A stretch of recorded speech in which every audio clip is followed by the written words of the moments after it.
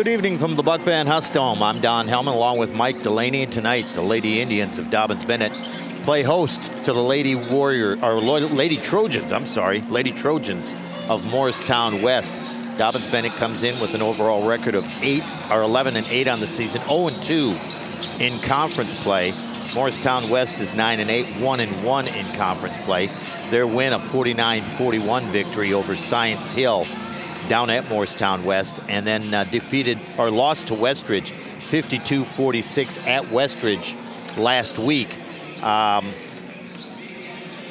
If comparable scores don't actually work out, that doesn't mean good things for the Lady Indians, because last Friday, Lady Indians were at Westridge and fell 65-28 in a game, Michael, that I don't know if Westridge could have played any better, and I don't know if the Lady Indians could have played any worse. Well, I'm of the mindset that game last Friday night didn't happen. It was a mirage. The Lady Indians, they don't believe it happened, because I don't think to a woman that they believe they could play any worse than what they did. But that being said, you've had a couple of days off. You had some good practices. And now it's time to come out and see if they can do something different against Morristown West. Lady Indians at one point were 11-5 on the season. They've lost their last 3 in a row. Last win was at Gate City, 45-30. That was a really impressive win for the Lady Indians. They swept Gate City on the season series, but then turned around, lost a game to Greenville. The last 3 games have all got something in common, Michael. They've started very, very slowly, all 3 games. Yeah, and if you start slowly against quality teams, it could get ugly real quick, and the Lady Indians unfortunately have found that out the hard way. They were down 20 against Greenville, came all the way back, tied the game, but fell at the end 52-48, then started slow against Morristown East here at home before losing 59-43, and again then the slow start against Westridge. And Westridge, just a really, really good basketball team. 65-28 was the final score of that one. Morristown West been kind of up and down during the course of the season, which is unusual for this Lady Trojans basketball program. Yeah, they have been a perennial power in whatever conference, whatever league they've been in, whatever district they've been in.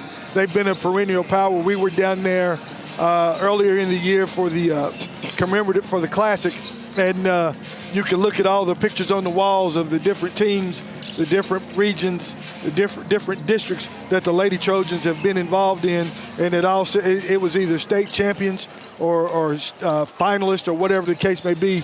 They are a perennial power when it comes to women's basketball. Of course, they've been up and down this season. Started the season with back-to-back wins over Pigeon Forge and Tennessee High, then lost to Bearden and Greenville, then defeated Sullivan East, then a loss to Sevier County. A couple of wins, David Crockett, Gatlinburg-Pittman, then back-to-back losses, Northview Academy and Albertville from Alabama. That was in the Ladies Classic at Tennessee High. Then lost to Spring Valley from West Virginia. 3 straight losses, their longest losing streak of the season. Then came back with 4 straight wins. That's their longest winning streak. And against North Hardin from Kentucky, Gaffney, South Carolina, at David Crockett, and then at home against Science Hill. They've lost their last 2 outings to Westridge, and then Gatlinburg-Pittman got even with them after Lady Trojans beat Gatlinburg-Pittman 68-54 at Morristown West. At Gatlinburg-Pittman, they fell 49-41. So both of these teams looking to junk some losing streaks coming in tonight. Yeah, and this Lady Indians usually play pretty well on this court, but as we said earlier, they've got to come out with a fast start. Got to be strong with the basketball and got to make some shots early in order for them to get going, get their defense turned up. Lady Indians basketball against Morristown West. Don Hellman, Mike Delaney will be back with more right after this.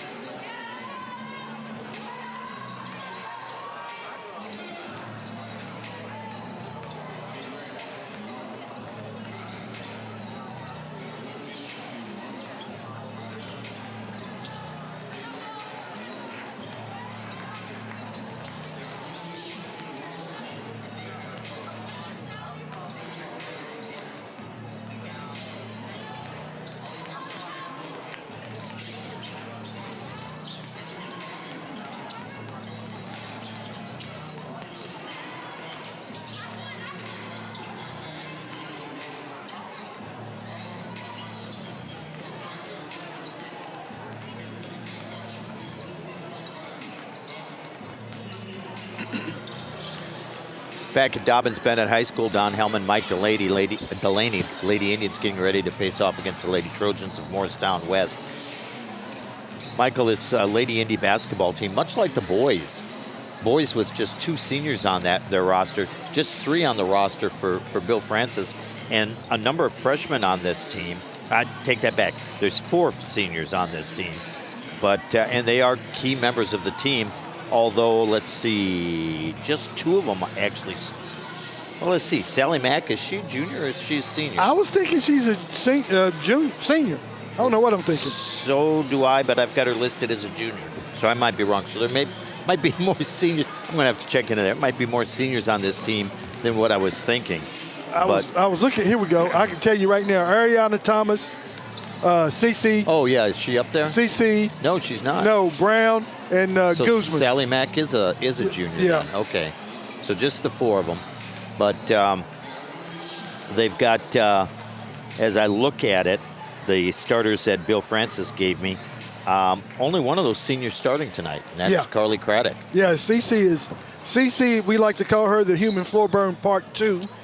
She's always after it, always getting deflections, always diving after loose balls. She is probably the heart and soul on the defensive side of this ball club. She is the Swiss Army knife of the team. She does a little bit of everything. Yeah. Extremely good defensive player, gets a lot of deflections, gets a lot of steals. Just a lot of really good things happen.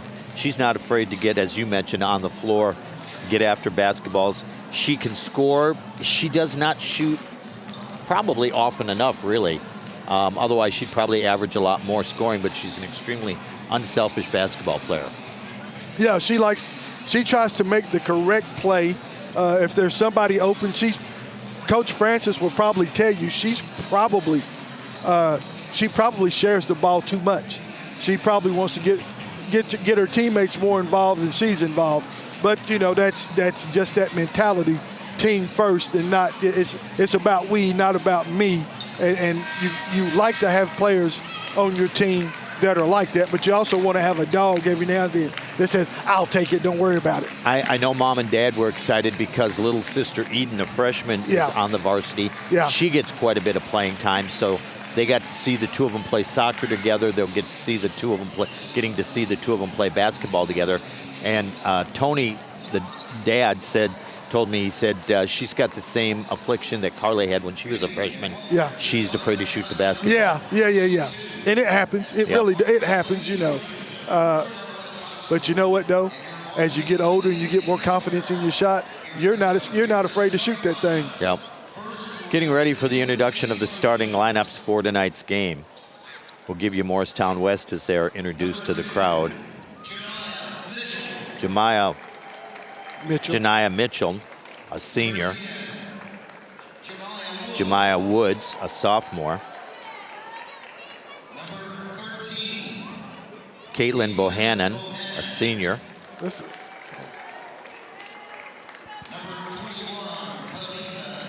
Kalisa Dinkins, a senior. Maddie Simpson, a senior. Head coach of the Lady Trojans is Johnny Gallion. And I'll tell you what, I've been here 36 years this September. Really? So about 35 and a half years. So you're almost a full East Tennessean. Yeah, and I think he's been at Morristown West as long as I've been here. He's not that old. You don't think so? He looks about 12. Well, he carries his age well. Yeah. For the Lady Indians, a 5'4" senior, Carly Craddock. A 5'4" freshman, Ashlyn Chappell. A 5'7" sophomore, Afton Baker. A 5'8" junior, Sally McReynolds. And a 5'9" freshman, Reese. It's Hazelton, right? Yes, Hazelton. Yeah, Hazelton. Head coach is Bill Francis. Lady Indians will be shooting at the basket to our left here in the first half of play. And the Lady Trojans will be shooting at the basket to our right.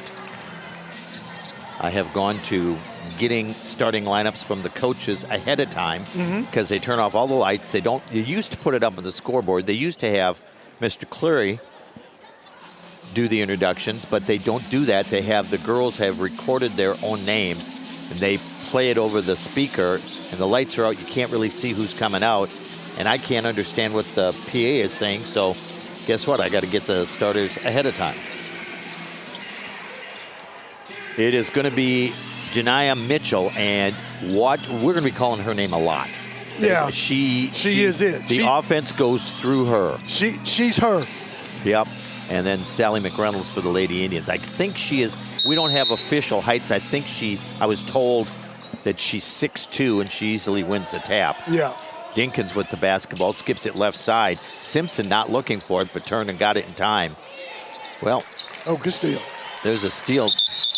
Yep, Jocelyn Murray is out there, and I did not hear her introduced. She must have been. She's in the starting lineup instead of Jemiah Woods. I may have heard that wrong.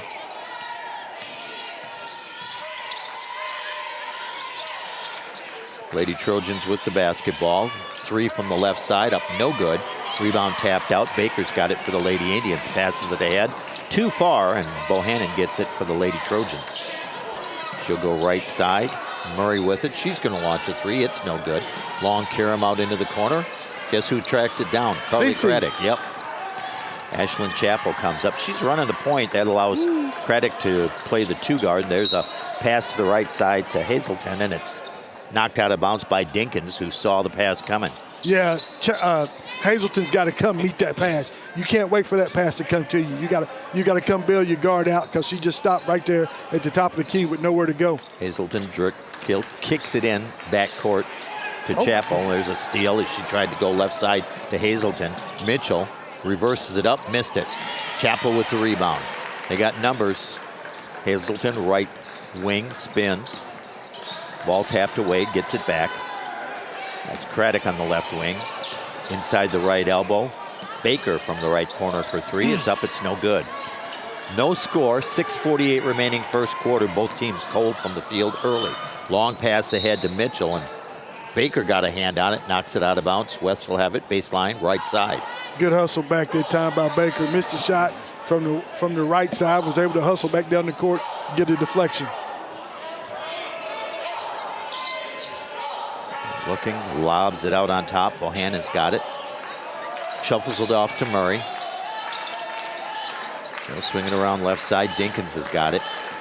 She's going to penetrate, and a foul called as Dinkins kicks it out to the right corner. That's on Carly.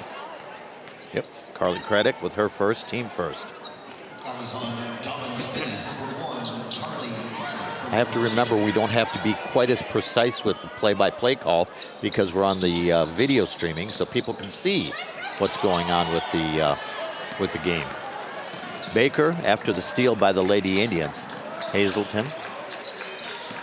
Chappell gets it to Sally Mack. She's going to drive. She's going to lay it up. Good. Nice drive through traffic. Sally Mack doing work. Lady Indians with a 2-0 lead. There's a steal by Carly Craddock. Comes front court, kicks it left side to Baker. That's McReynolds. She's going to launch a 3. Off, no good. Long Karam to the corner. And Bohannon comes up with the rebound for the Trojans. Dinkins will swing it left wing. Murray trying to go inside to Mitchell. She'll shoot up off the back bracket. No good. Good defense that time. Tribe switched up to a 2-3 zone right there. McReynolds pulling down the rebound. Chappell driving. Ball tapped away. She's hounded by Bohannon. Up to Hazelton. She's going to drive. Sealed off. Tries to bounce pass through the lane to Baker, but it's errant. And the Trojans have got it. Out on top, Simpson. That's Dinkins driving. Off to Mitchell. Lays it up and good. That's gonna be how they get the ball to her, by driving, and when the help defense comes, that's gonna leave her open. Yeah, Tribe Lady Indians were in the zone again that time. That's Baker down low. Her shot's blocked by Simpson. Murray comes out of the pack for the Lady Trojans.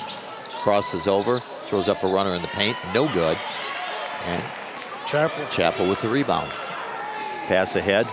Hazelton was gonna get it. She's gonna shoot the 3 off, no good. No rebounds.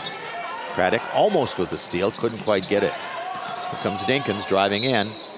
And a block is going to be called against Sally Mack. She looked planted to me. Yeah. her first, team second. Dinkins will go to the line and shoot a pair. We've got subs getting ready to check in for the Lady Indians. One of them is Eden Craddock. Dad calls her Bulldog. Bulldog. Bulldog. Dinkins first up, no good. Score remains 2-2. And so Eden is in, and 24, Camilla Moore in for the Lady Indians. She was probably one of the more improved players last season for the Lady Indians. I think she got our most improved forward. She missed them both. Haven Simpson in for Morristown West. Baker goes left side, Carly Craddock. Eden, she'll dribble across the free throw line, out to Chappell. Back to Eden Craddock. Back to Baker, almost lost, but she tracks it down. Carly's going to reset out high, right side. Passes left side to Chappell. Hazelton, nope, that's Moore. Eden Craddock to Baker, open for three. Nice. No, passed it up, drives, and a whistle and a foul, and she was wide open up for the layup, and a foul called before she got there. Good pump fake by Afton Baker. Got the Lady Trojans on.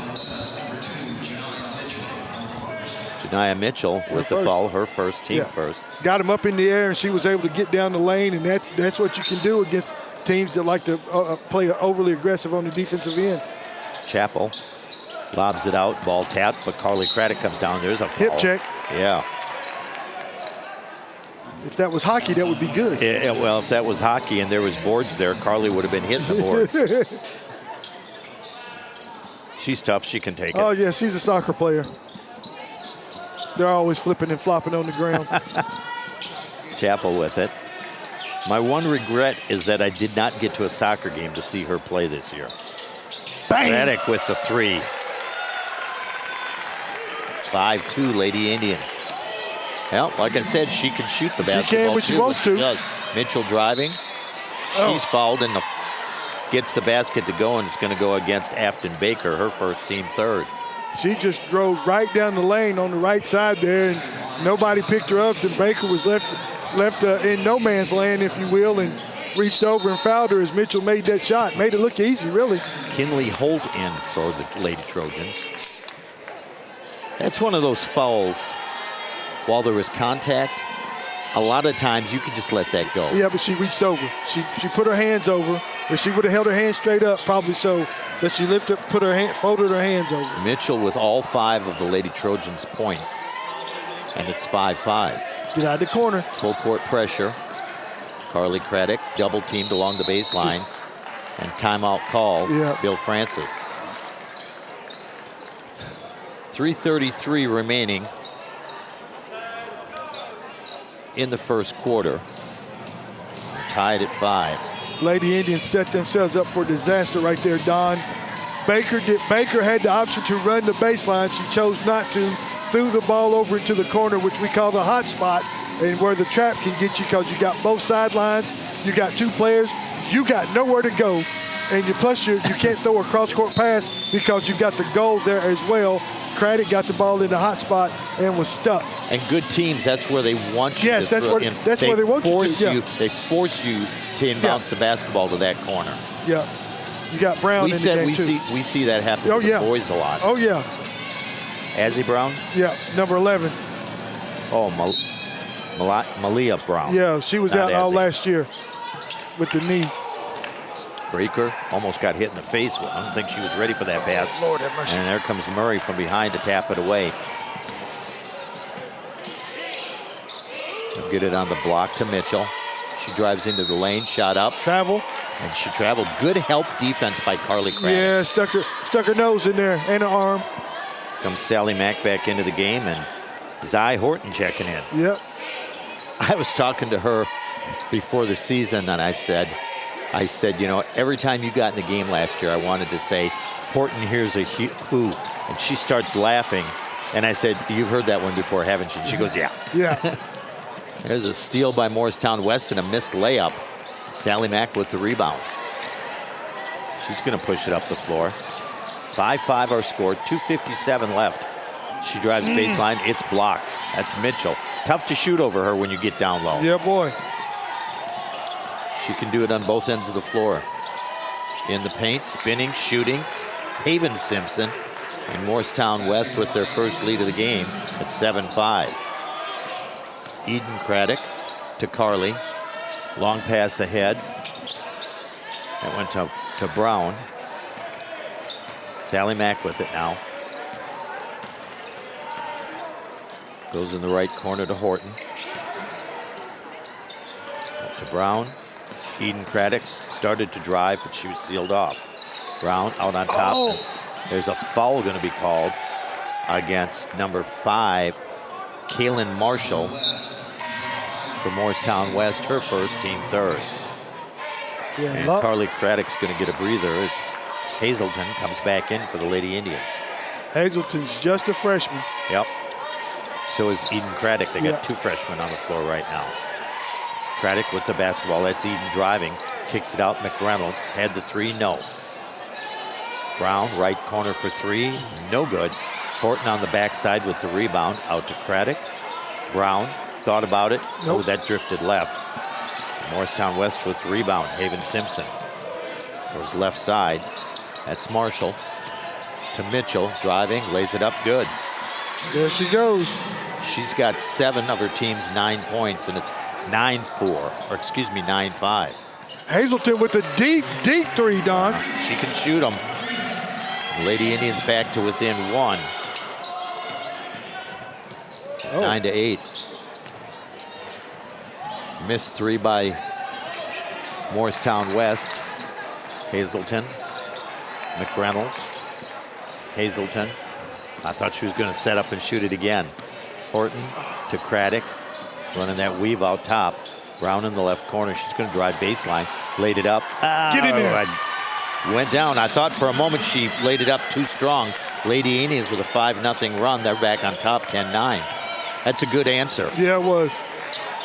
They needed that run. Holt down on the baseline. Simpson. That was too easy. Way too easy. 11-10 West. And did Bill called timeout? Yeah, full 60-second timeout. We'll take it too.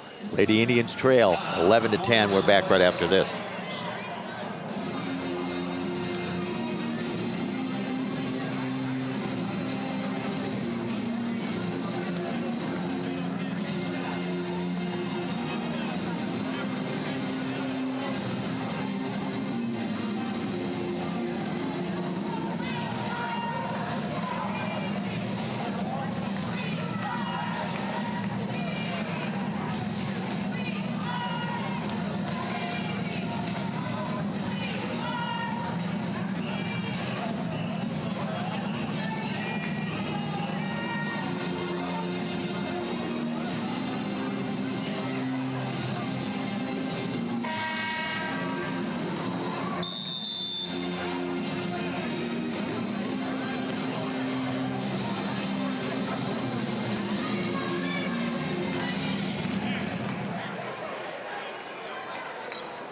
Back at the Buck Van Huss Dome, 51.3 seconds remaining in the first quarter. Morristown West leading 11-10.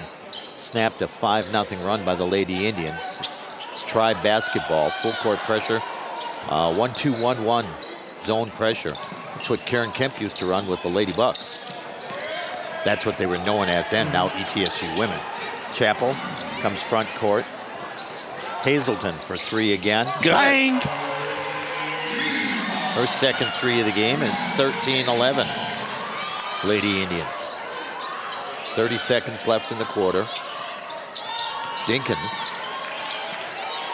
The right corner to Mitchell. Back out to Dinkins. Murray with the basketball. She's going to try to drive. Shot up, too strong. Battle for the rebound. Got her own rebound. Yeah, she did. That should have been a, oh, I thought she traveled for a moment. Simpson with an offensive rebound, kicks it out. Chappell with the steal. Can she beat the clock? She does. Yeah, she there you go, plays it up Chappell. and in. 15-11, Lady Indians lead it after 1. We'll be back with more Lady Indians basketball right after this.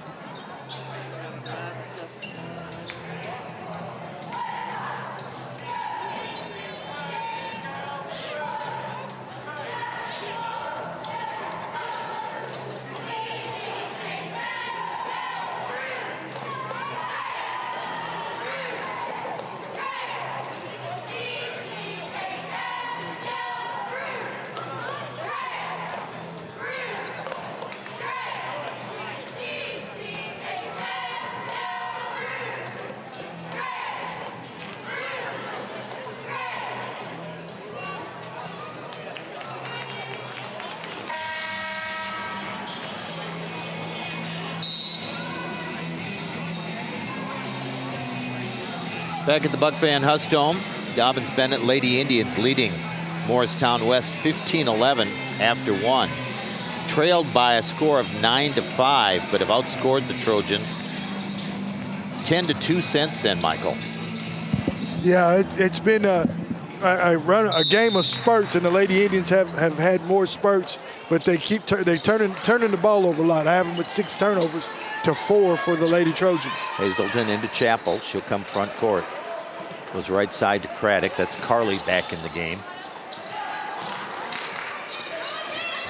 Coming back in front of the jump circle.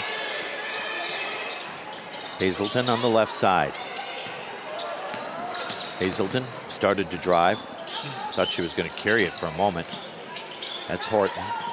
Hands it off to Craddock. Hazelton. It's a sloughing man-to-man defense. Yep.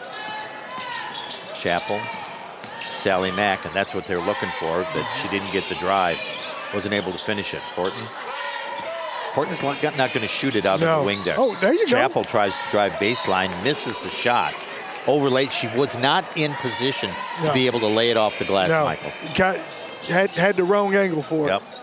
But it goes out of bounds off Morristown West. Sally Mack gets the inbounds pass. Hazelton off a pick by Craddock, who about got run over, and there's going to be a reach against Jocelyn Murray. Her first, team first to the second quarter. 7:06 remaining, first half, 15-11 Lady Indians. And Marshall's going to check back in for West.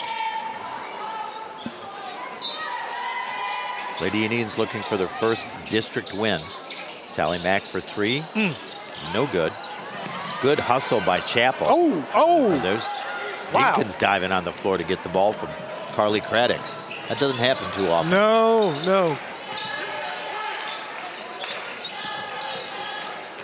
Dinkins kicks it back to Bohannon. That's Marshall on the right side. Oh, and she lost the ball. Just fell to the floor, and the Lady Indians get a break there because she looked like she had a clear lane to the basket. Yeah, she was trying to go to the right there, and her foot just gave way from her. Yep. Oh, Horton wide open underneath and missed it. She was too far under the basket, Michael. Got to be aware of where you're at when you set up underneath the basket. It was a great pass. She was wide open. Nobody was there. But she was almost completely underneath the basket. Had to go straight up with it and didn't have the angle to kiss it off the glass and in. Rebounding. She was in rebounding position for Hazelton, There's almost an over and a back, but Simpson saves it. That's Maddie Simpson. And work it around the perimeter. Mitchell on the right wing. She's not going to shoot it from out there. She wants it down low. There's Simpson on the block.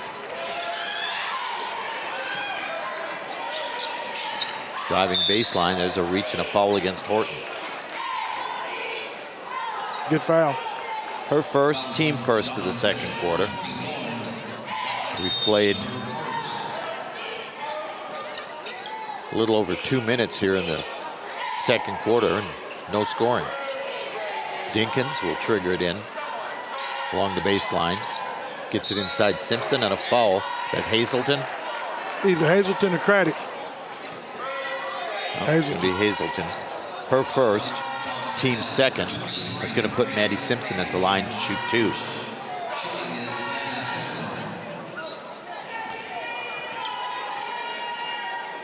First is up, first is good. Her first point of the game. And that snapped another 5-0 run by the Lady Indians. She's got a good looking stroke there. Yeah. Second one is up, off, no good. Carly Craddock with the rebound. Like I said, she does it all. Steals, deflects, rebounds, scores. Hazelton 3 on top. Bang! Good. That is 3 here in the first half for Hazelton. It's 18-12 Lady Indians. I don't think she's seen a 3-ball she don't like. No, you're right. There's Maddie Simpson kicks it back out. Mitchell. Dinkins with it. Mitchell setting up right of the lane. Good defense by the Lady Indians. Sally Mack's doing a good job on her. Oh, backdoor cut. Sally Mack with well, see, there it is. Sally Mack came over with the help, left Mitchell to help out on the drive. That left Mitchell open and got the rebound. Yeah, and Hazelton was caught on the backside and did not get in front. Is that Sally Mack, or was that Carly that got that foul? Yes. That's her second, team third already. We've still got 5:10 to play in the half. Free throws up and good by Mitchell. She's got 8 points out of her team's 13. There's more in for the Lady Indians. And Ariana Thomas. Ariana Thomas. Saw a lot of time last year. Sally Mack and Carly Craddock out for the Lady Indians. Mitchell second up, no good. Rebound through the hands of Baker, and Morristown West gets it. Murray with it. Marshall out on top, back to Murray, wants to get it to Mitchell, gets it down low, spin, shot up, good. Oh man, she just pinned Guzman down low, and there's nothing she can do about it. I thought that was more that she had. More, I'm sorry, you're right. Oh, there's a bad pass, and there's Mitchell, wide open. She's got 12, and it's 18-17. And she's hurt. The Lady Trojans are on a run. She'd come down bad. Twisted her ankle, After that shot. Yeah, twisted her ankle. What if she came down on somebody's foot? That happens a lot in traffic. Yeah, that's left ankle. That does not look good. Yeah, she is in pain. Johnny Gallion coming out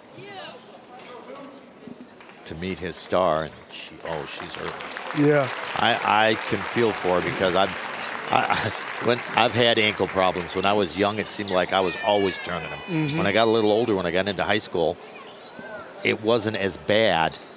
Of course, they had better taping then than when I was younger, until I was a senior and I tore the muscles in my ankle and said goodbye to my cross-country season and my basketball season my senior year. Them canvas Chuck Taylors don't hold like they don't hold up. No. Yeah. Baker's tied up, and it'll be West basketball. The Lady Trojans will have a chance to take the lead. 18-17 Lady Indians. This has been a kind of a seesaw game, Michael. Yeah, it's like I said, it's been a game of spurts and runs, and right now Morristown West is on one as the Tribe jumps back into a 2-1-2 zone. There's Simpson out to Dinkins, launching a three, no good. Haven Simpson, White gets the rebound, no good. 3 cracks at it, and finally a foul call. And they'll go to the line with a chance to tie it and or take the lead.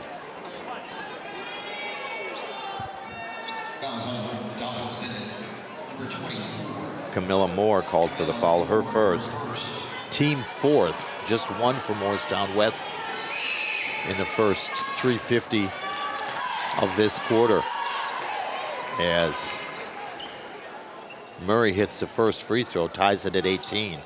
This is a 6-0 run by the Lady Trojans. She can make it 7 and a lead with this one. And she does. 19-18. Murray's first 2 points of the game. Carly Craddock back in. 1-2-1-1. This is a very effective press for trapping. Coach Kemp used to call it the diamond press, but Carly Craddock makes shambles of it as she busted it with the dribble. Long. Baker with a missed 3. And West with the basketball. Pushing it up the floor. Craddock knocks it away. And Marshall tried to save it and dribbled it on the sideline. And guess who caused that turnover? Carly Craddock tapped it and dove on the floor as Marshall was trying to save it.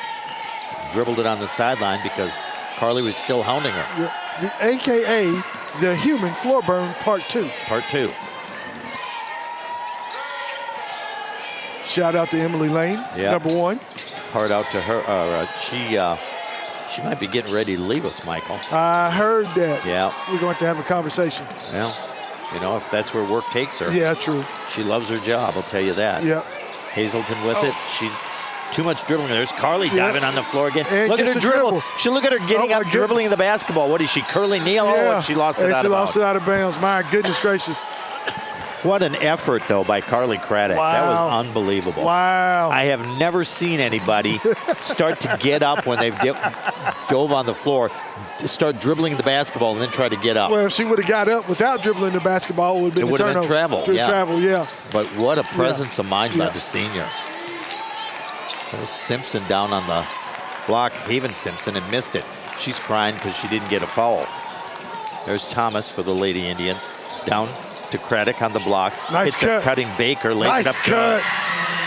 Good cut by Baker, and just kind of a hook shot pass by Carly Craddock. Lady Indians back on top, 20-19. Dinkins out on top. Swing it left side. Marshall. There's Maddie Simpson from Haven Simpson. She missed it. Carly's got the basketball for the Lady Indians. Right hand dribble. Has it knocked away. Actually, she got bumped and lost control. Baker drives, and she draws a foul and will shoot 2. Baker, a little whirling dervish as she's coming through the lane there.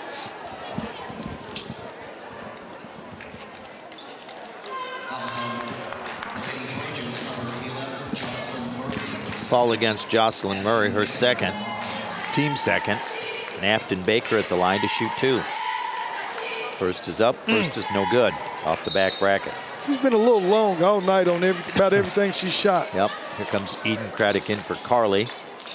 And Ashlyn Chappell in for Hazelton.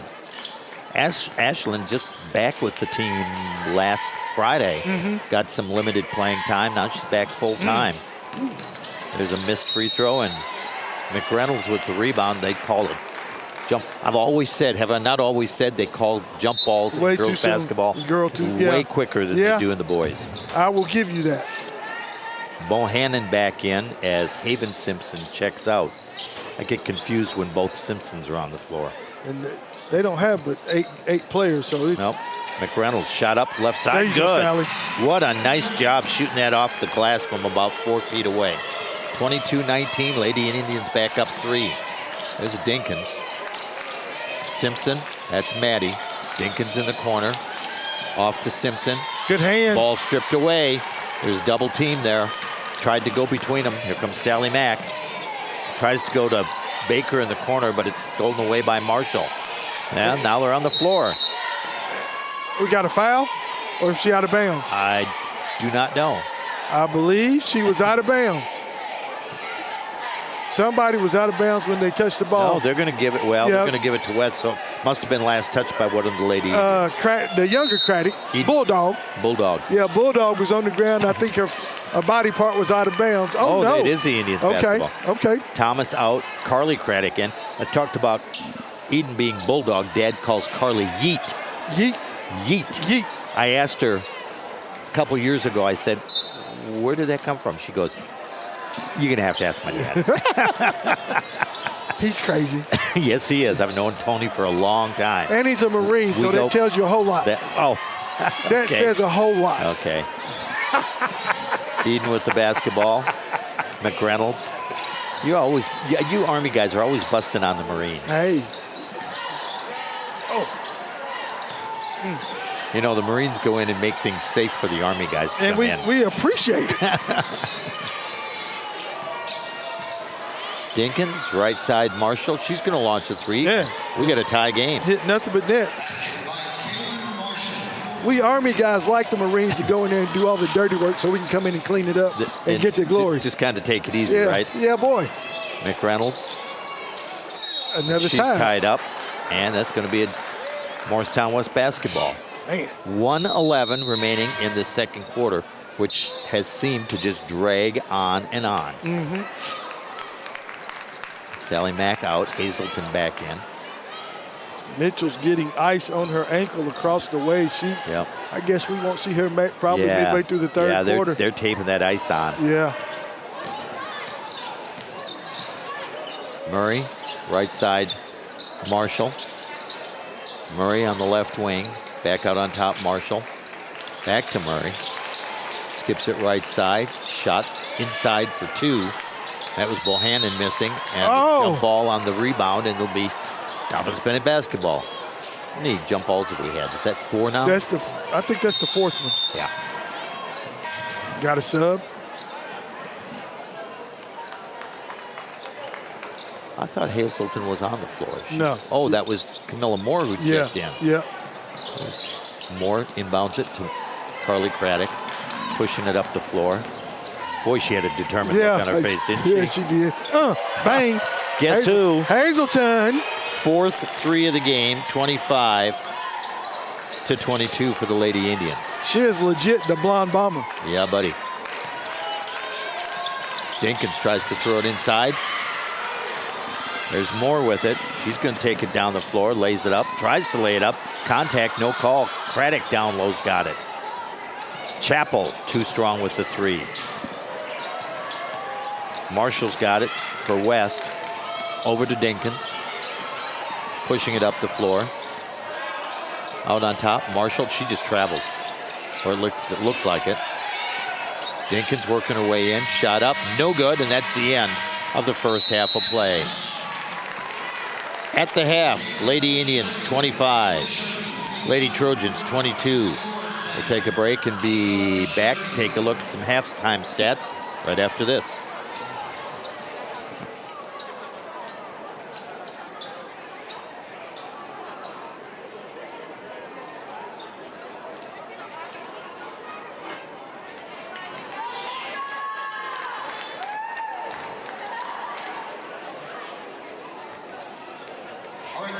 Please direct your attention to the Jumbotron for a special presentation by the Spirit Shakers.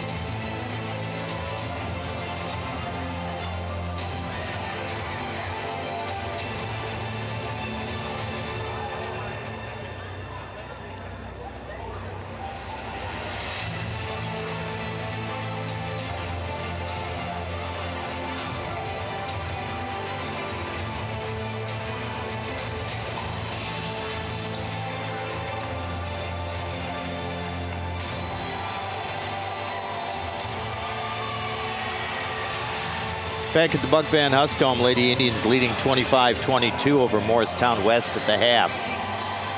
It's been a back and forth basketball game. Morristown West led at 9-5. Lady Indians with a 5-0 spurt took the lead at 10-9. And after a Morristown West basket, Lady Indians with a 5-0 run again. Actually outscored Morristown West 10-2 to build a 15-11 lead. And 15-11 is what it was at the end of the first quarter. Three-pointer by Reese Hazelton made it 18-12, but Morristown West put together a 7-0 run to retake the lead at 19-18. Lady Indians with a pair of baskets were up 3, but a 3 by Morristown West tied it at 22. And Reese Hazelton with her 4th 3 of the game put the Lady Indians back on top 25-22, and that's where we stand at the half. Taking a look at individual scoring, Janiah Mitchell for Morristown West with 12 of her team's 22 points, but she went out in the second quarter with a turned ankle, and we just saw her being helped off the floor. Got ice taped onto her ankle, saw her being helped off the floor.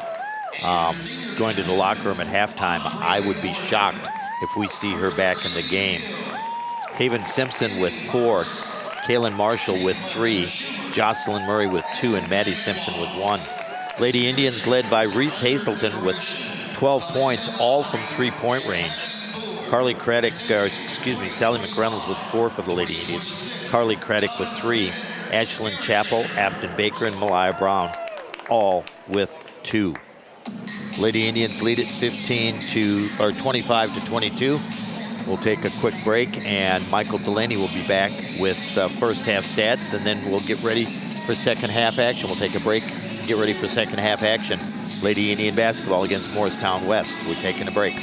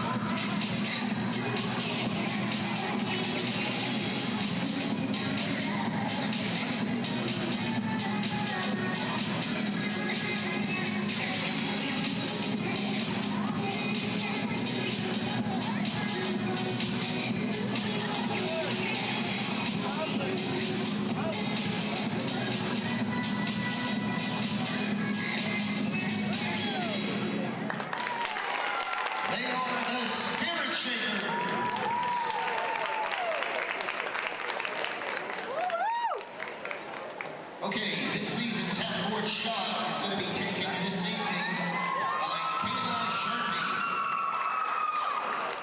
This is an event sponsored by On Center Yoga and Fitness. Make sure you scan the QR code on the screen or at the ticket entrance to register to participate for the $100. And we're back at the Buck Van Huss Dome. It's halftime. Lady Indians leading 25-22 over the Morristown West Lady Trojans. First half stats are as follows.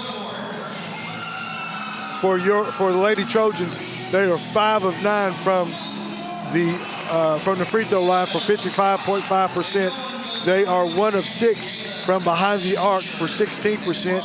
8 of 22 from the floor, 36%. They turned the ball over 10 times in the first half. For your Lady Indians, they were 0 of 2 from the free throw line, 5 of 13 from behind the arc, 38.4%, 10 of 24 from the floor for 41.6%. Lady Indians turned the ball over 10 times and grabbed 14 rebounds in the first half. And those are your halftime stats. We'll take one more commercial break and we'll be right back.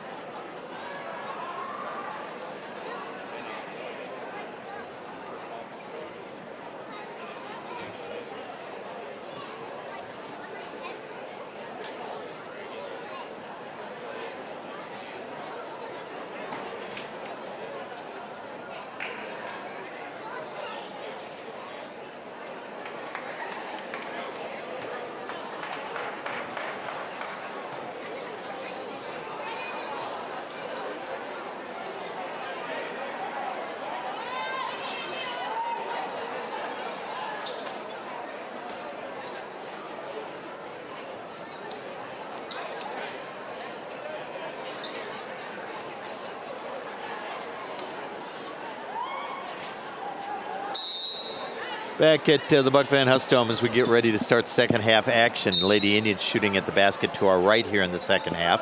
Morristown West shooting at the basket to our left. And it's Morristown West basketball. I don't know what Richard Church is saying to Dinkins, but they're having a little fun here, I think.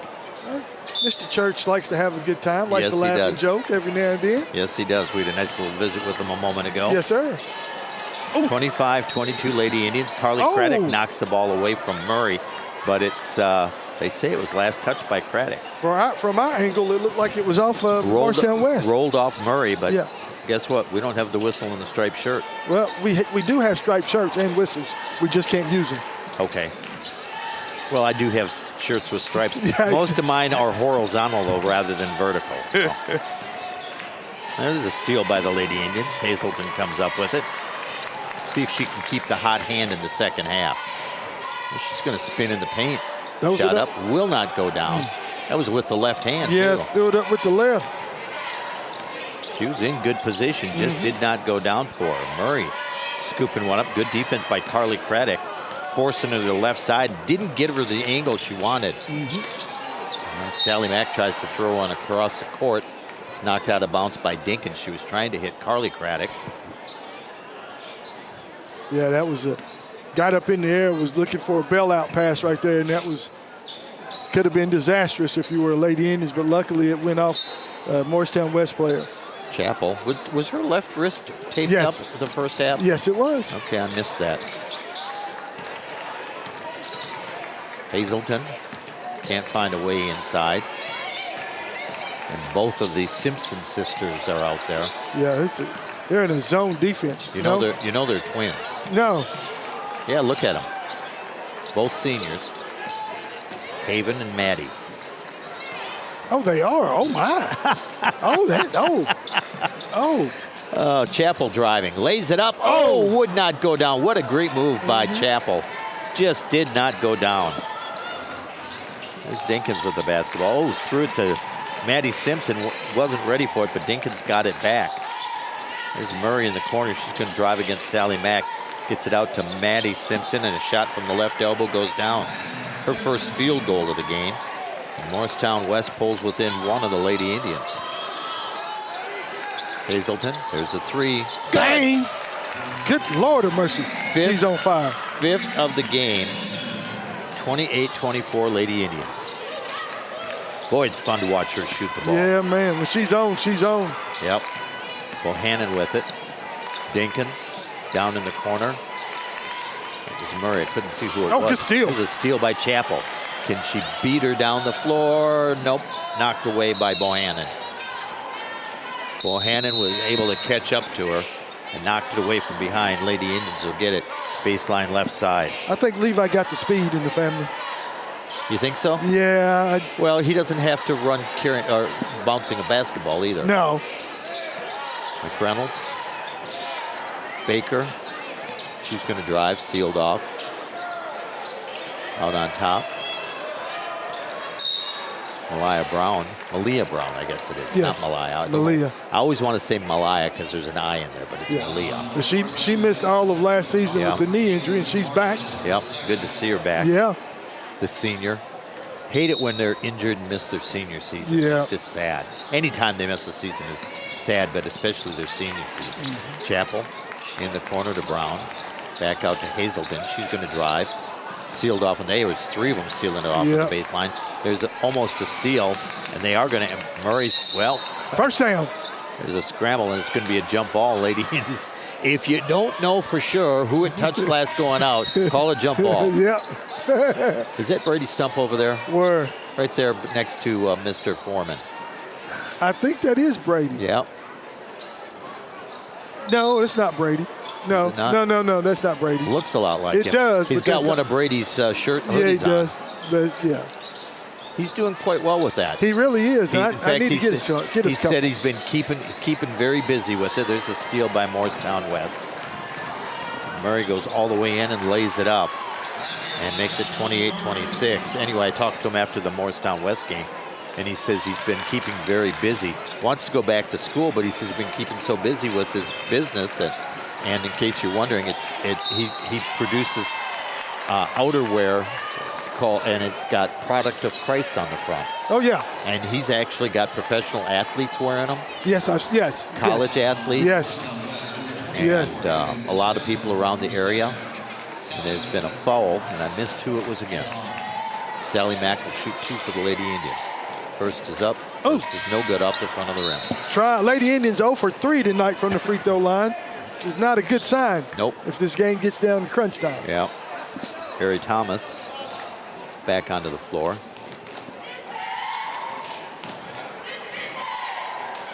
Getting there. She hits the second.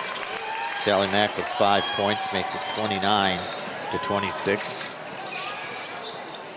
Marshall back into the game. Oh. Haven Simpson up fouled. It's either going to be Sally Mack or Afton Baker.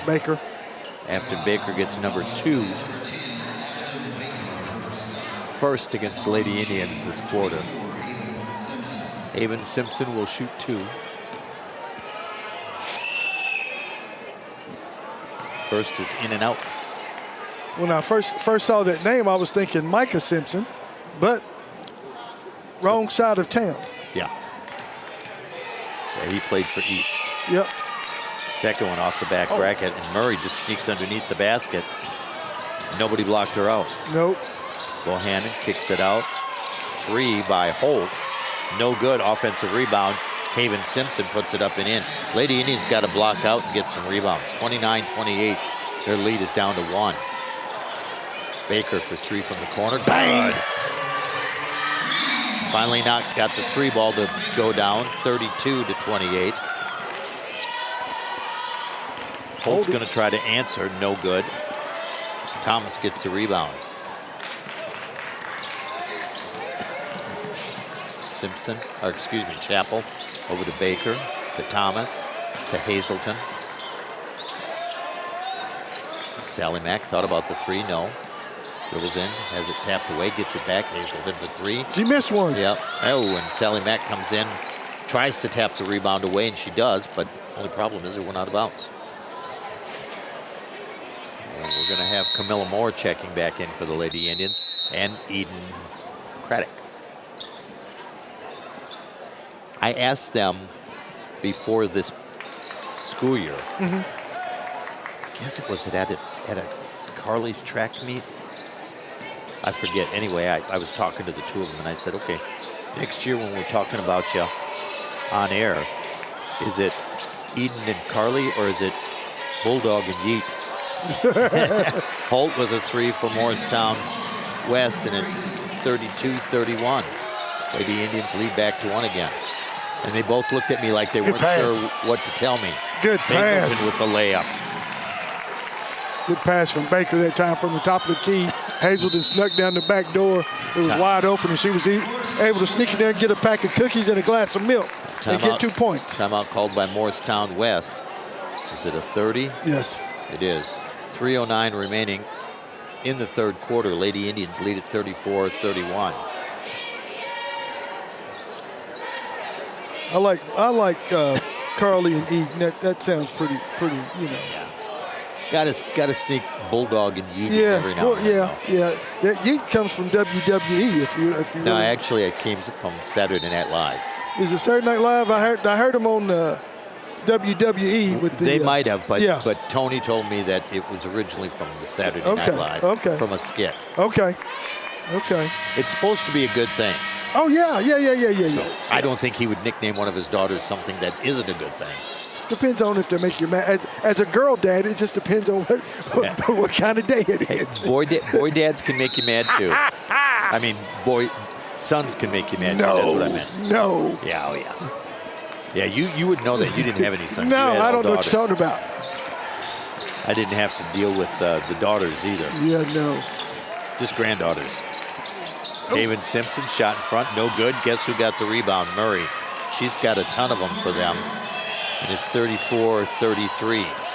1-point game again. Here comes Chappell. Stops. Hazelton. She's going to drive. Oh, weaves through the defense. And it would not go. Was in position, wasn't able to use the glass, and it rolled around the rim and fell out. There's Marshall. West with a chance to take the lead. Murray for three. In and out, no good. Good Nice ball. rebound by Hazelton. Kicks it out to Chappell. In the right corner, Hazelton driving baseline, spins, and a foul call. Yeah. She got a break there. She did. I Bail out. thought they were going to call a travel on her. It's going to go against Haven Simpson, her second. Team third. Who we got in for the Lady Indians? Sally Mack came back in. You got Moore, Sally Mack, Hazelton, Chappell. Eden Craddock. Yep. There's a basket by Sally McReynolds down low. She's got 7. It's 36-33 Lady Indians. You get the feeling this one might go right down to the wire, Michael. Yeah, I'm thinking. Murray, ball fakes, driving in, reverses it up. my Oh, what a goodness. move by Murray. Through every I think she hit every Indian player driving the lane that time and was able to get the basket. 36-35 Lady Indians. Craddock to Chappell. Back out to Craddock. Sally Mack. Nope, that's Hazelton. No, that's Moore. Oh, she double She just dribbled. double dribbled. Yes, she did. Dribbled over to the left, stopped, and then she tried to make a move. Yep. Yeah. 1:35 left in the third quarter. West with the ball. Chance to retake the lead. Holt with it. No, that was Murray, I'm sorry. Marshall. Back out to Murray. Marshall. Maddie Simpson out top, almost a steal by Eden Craddock. Murray, 3 left corner, in and out, no good. Sally McReynolds with the rebound.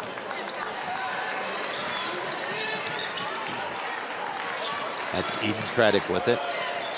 Chappell. A minute left in the third quarter. 36-35, Lady Indians. There's Craddock. Back out to Chappell. Hazelton lost the ball on the dribble, picked up on the far side by Sally Mack. Indians got a break there. I think they're holding it for the last shot, but they're going to take a 30-second timeout first. Yep. 36 seconds remaining. As Bill Francis calls a timeout, 30-second timeout. We'll keep it here. They got real close to losing the basketball a couple times. I think he's twofold on the timeout here, Michael. One, to kind of settle his team down because they almost lost the basketball a couple times. And number 2, to draw up something that he wants for the shot. Well, they've gotten a couple of good backdoor cuts off of this little weave action out front, and they missed a couple, but they've also scored off a couple. Just got to relax, take your time, do not get in a hurry. And the way this offense is set up, there will be an opening. The way they're playing, way Morristown West is playing defense, there will be a backdoor opening if the Lady Indians are just patient enough with the basketball.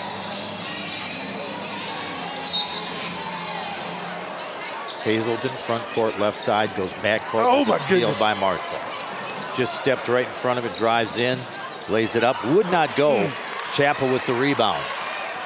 Pushing it up the floor, left side, Hazelton, down low to Moore. Back out, Chappell. She's going to launch a 3, off no good. Rebound tapped around, Marshall's got it. West with a chance to put up the last shot and take the lead going to the final frame. Murray's going to shoot it early. Shot up, no good. Rebound, McReynolds. 10 seconds left in the quarter. McReynolds driving all the way down the lane. It was wide There open. you go. There was nobody in the middle of the floor. Center Street opened up like there was a Christmas parade going on. Yeah, buddy. That's the end of the third quarter. 38-35 Lady Indians. We're back with the fourth quarter right after this.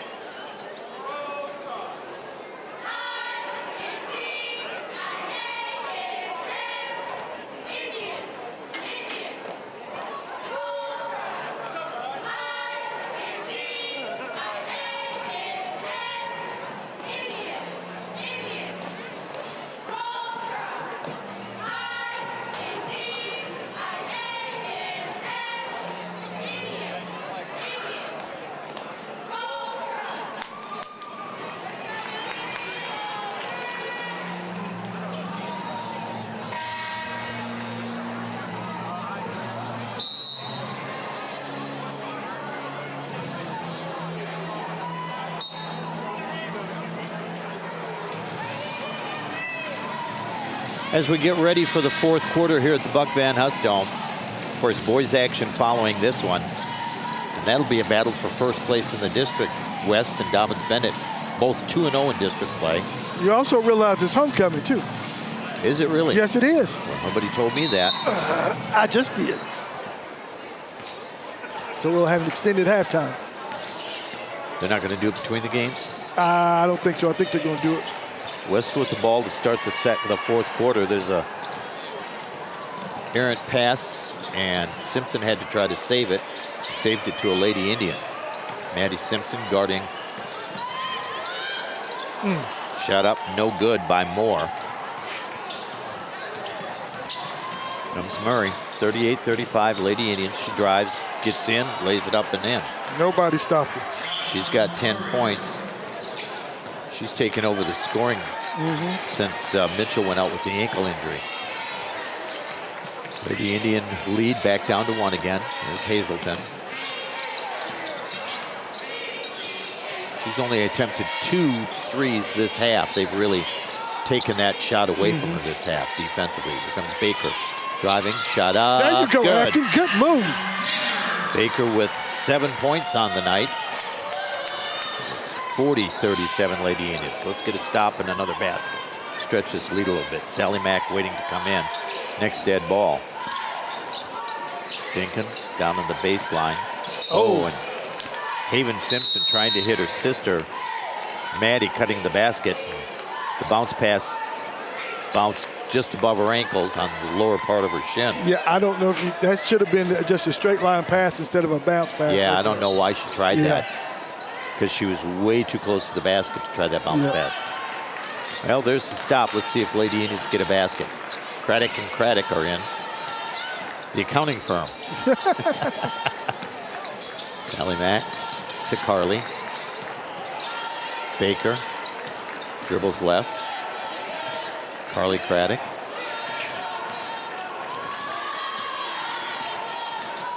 There's Eden with the basketball. 6:14 to play. Thomas into the game. She's got it. Sally Mack on top. McReynolds over to Eden Craddock. Trent can't get it to Baker. She was trying to cut through underneath. And a whistle and an offensive foul against the Lady Indians. Nope. It's going to go against Murray. That is number 3 against Jocelyn Murray. Number 1 against the Lady Trojans this half, or this quarter, I should say. So Thomas will trigger it in. Along the baseline, gets it to McReynolds. Ball tapped away. McReynolds regains control. Gets it to Eden Craddock. Carly Craddock. Out to McReynolds. Thomas has got it. She's going to try to drive. Shot up. Too strong. Great move. Just laid it up too strong. Here comes Morristown West. Down 3 with the ball. Murray. Dinkins in the right corner. Bohannon with it. Haven Simpson. Dinkins swing it to Murray. Ball fake. Throws up a short runner. No good. Rebound inside. Sally McReynolds. She's taken over on the defensive board. Yeah, she's got the glass all cleaned up. Eden Craddock. She's going to circle back. Gives it to McReynolds.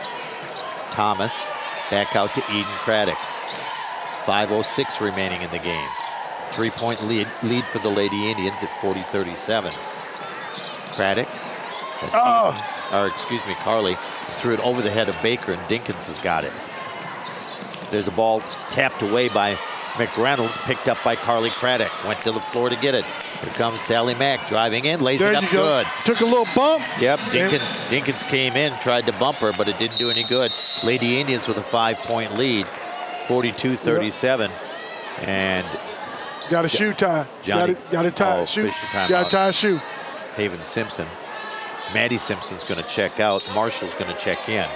4:40 to play. Lady Indians with a 5-point lead. That's the largest. Nope, they've had a 6-point lead in the first half at 18-12 early in the second quarter. Yeah, Mitchell's back out on the sideline for the Lady Trojans, but I don't think she's. No, she still didn't have a shoe on. Nope. No. I can't tell. It doesn't look like there's any ice on it. Doesn't look like there's any ice, but you can tell she wants They to got get back down crutches here. there. They got there's crutches yeah. there. She's not coming back. Yeah. There's a steal by the Lady Indians, Chappell, and we're trying to throw it inside to Haven Simpson. Chappell driving all the way down, lost control of the ball. It's going to go out of bounds. That was last touched by Bohannon, though. Chappell got a break there. Yeah, she showed a little bit more quickness right there with the ball. Trying to go between the double team, and Bohannon tapped it away, and fortunately didn't go back off the freshman. Hazelton looking, lobs it out to Thomas. Thomas spinning in the paint, shot front, scooped it up, will not go. Murray with the rebound. 4:14 to play. Lady Indians by 5. Bohannon for 3. It's good. It's a 2-point game. Her first points of the game. Rainbow jumper right there, was able to put it in the bucket. 42-40, Chappell. Out to Baker. Baker spins in the paint. Gets it to Sally McReynolds driving. Kicks the corner, Thomas. Drives, throws up a runner off the back bracket. McReynolds rebound. Shot up, no good, but she's able to draw a foul. I think that's going to be Haven Simpson. And if it is, that'll be 3 against her. It is. Says Sally Mack can make these free throws. She's 1 of 2 tonight. And 30-second timeout. Well, I've somehow missed, but they just said that's Haven Simpson's 5th foul. Oh, wow. I only had her for 3. I miscounted somehow. Yeah. Maybe gave somebody else credit for hers, huh? Yeah, maybe so. And there's a deep conversation between the coach and the referee. And Yep, Johnny Gallion not happy about something. yeah, because if that's her 5th foul, that just gives them 6 players for the rest of the That's court. right, because they've only got 8. Yeah, that just gives them 6. And I understand his pain.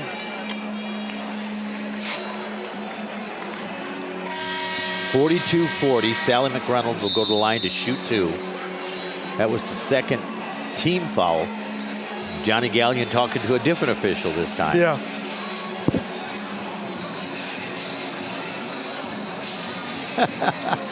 Richard Church turned and looked at him, and Johnny put his hands up like, hey, I'm done. I'm done. Yeah, it's all over. I'm done. I was just trying to get one more point. But you're good. We're good. First front free throw up and good. 43-40. Sally McReynolds with 12 points on the evening. Second one is up. Second one in and out, no good. And Horton with the rebound, out to Chappell. Hazelton for 3, in and off the back bracket, no good. And the ball saved by McReynolds. She was not able to get it off the Morristown West player, however. Thought she was going to get it off of her. Horton back out. Nope, McReynolds out. Horton's going to stay in as Camilla Moore checks in. You got to tighten up on the defensive end right here for your Lady Indians. Yep, 3:33 to play. 3-point lead for the Lady Indians. There's Holt for 3. Left corner, no good. Rebound, Camilla Moore. Look out. She comes front court, shuffles it back to Carly Craddock, who somehow gets around Simpson. Goes left corner, out to Chappell. Be careful with the basketball, ladies. West really starting to pressure. Carly Craddock, left corner. Did a little head bob like she was gonna shoot a 3. And she comes out on top instead.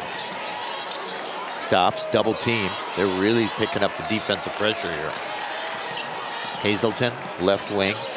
Ball tapped away by Dinkins, but she got it back. Chappell, Hazelton, right corner. She's gonna drive, throws one up, left hand, no good. And Hazelton over the back. It is number 2 for her, number 1 for the Lady Indians this quarter. 43-40, Dobyns-Bennett. Sally McReynolds back in. And Camilla Moore out.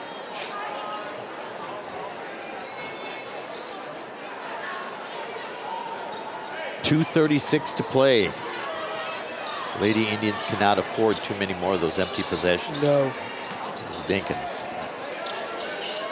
They're in a man-to-man, Lady Indians are. Marshall. Get it to Simpson. She's driving. Shot up. No good. Sally McReynolds with the foul, her second, team second. But in the act of shooting, Haven Simpson will go to the line to shoot 2.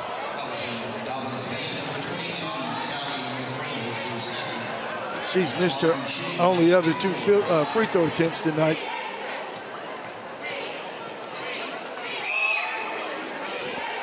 Free throw up and good. Where her sister has a more straight-on shot, this young lady comes from the side and up from the side of her head, sort of like Jamal Wilkes. You remember him? It must not have been the 5th foul because she's still on the floor and Maddie Simpson's getting ready to check back in. It could not have been. She's got 4 fouls. Haven does? Yeah. Okay. And she's going to get the shooting. So we've got an issue with the book here. If she has 5 fouls. Well, that's what they said. They announced before that she had 5 fouls, and she's checked back in. And because they even got a timeout to talk about, which you get when somebody fouls out. And if she's on the floor and does not and had fouled out, should that not be a technical? Full timeout. You're going to have to take a full timeout so they can sort it out. Officials are going to sort it out. So we'll be back right after this break.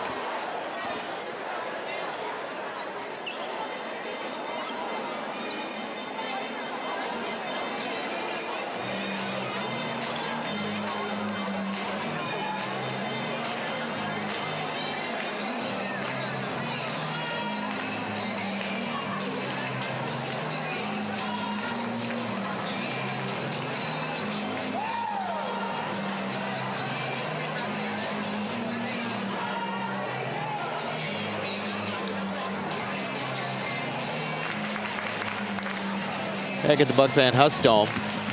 Well, I think there must have been a mistake when they said Haven Simpson had 5 fouls, although Morristown West got an uncharged timeout to substitute somebody in, but then she came back in, and Johnny Gallion got an explanation. He went right back to his huddle like, okay, good. Okay. Bill Francis got a longer explanation, which tells me they're going to leave Haven Simpson in the game. And here she comes back out to the free throw line. So somebody messed something up. 2 of the officials are discussing something.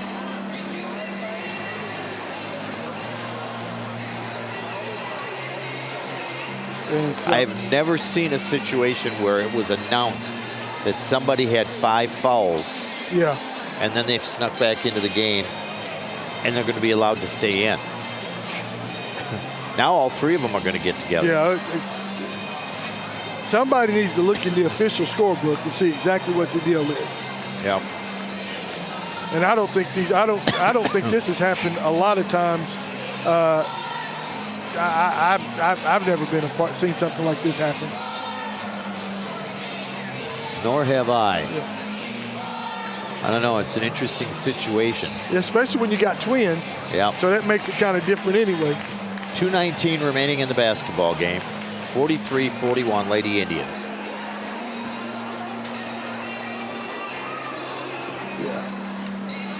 Yeah, you ask about doing homecoming between the girls and boys. You can't do that, especially if you got when the Lady Indians are going to be on the homecoming court. You can't necessarily do that between guys. Why? They can't come out in their uniform like the boys do? You've never had daughters. Love your heart. I've had adopted daughters and granddaughters. Yeah. You've never went dress shopping. You're right, I have. Yeah, no. So it's like give the granddaughters a gift certificate. I actually did for a while make my 2 oldest granddaughters. I'd say, okay, this is your gift card, but you have to go shopping with me, so I can at least see. Why would you do that to them? We only did it for a few years. They are traumatized for the rest of their life. No, they are not. They love their they love their papa. They're going to have to drink milk for years to get that trauma out of their head. Haven Simpson at the line to shoot her second of 2. Try to make it a 1-point game. Misses it. And Morristown West had it, and Murray dribbled it on the sideline. It'll be Dobyns-Bennett basketball with a 43-41 lead. That's her 10th rebound. And Horton had a good block out, but the ball was right there, and Murray just ran right in front to get it. But one of the Lady Indians was right there to battle her for it. Here comes Chappell. 2:11 left. They have really extended their defense. Horton with the basketball, almost a steal. Chappell out to Carly Craddock, to McReynolds. Indians look like they're going four corners, or a version thereof. Yep. Horton back to McReynolds. They're trying to draw fouls, just 2 team fouls against each team. McReynolds dribbling out, being chased by Murray, goes over to Craddock. Bohannon on her. Really sagging though, so Carly Craddock doesn't have to, now the count comes on. I thought they started the count a little early. Craddock driving and a foul called. That's what they're looking for, number 3. It's gonna go against Murray, her 4th. When she puts her head down. Haven Simpson back in for Bohannon. So they got it. And there's a timeout call. 1:24 remaining in the girls' game. And a timeout called by Dobyns-Bennett. It's a 60.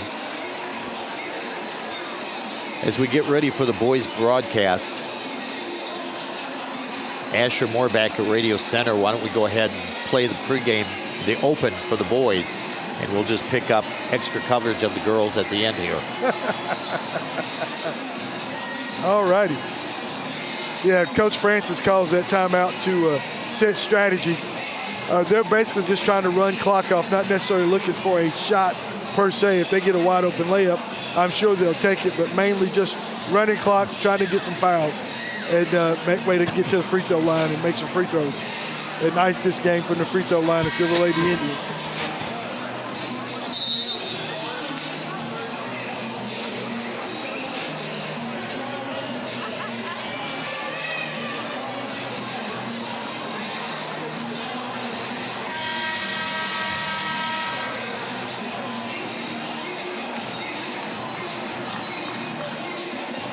Drive throwing it in.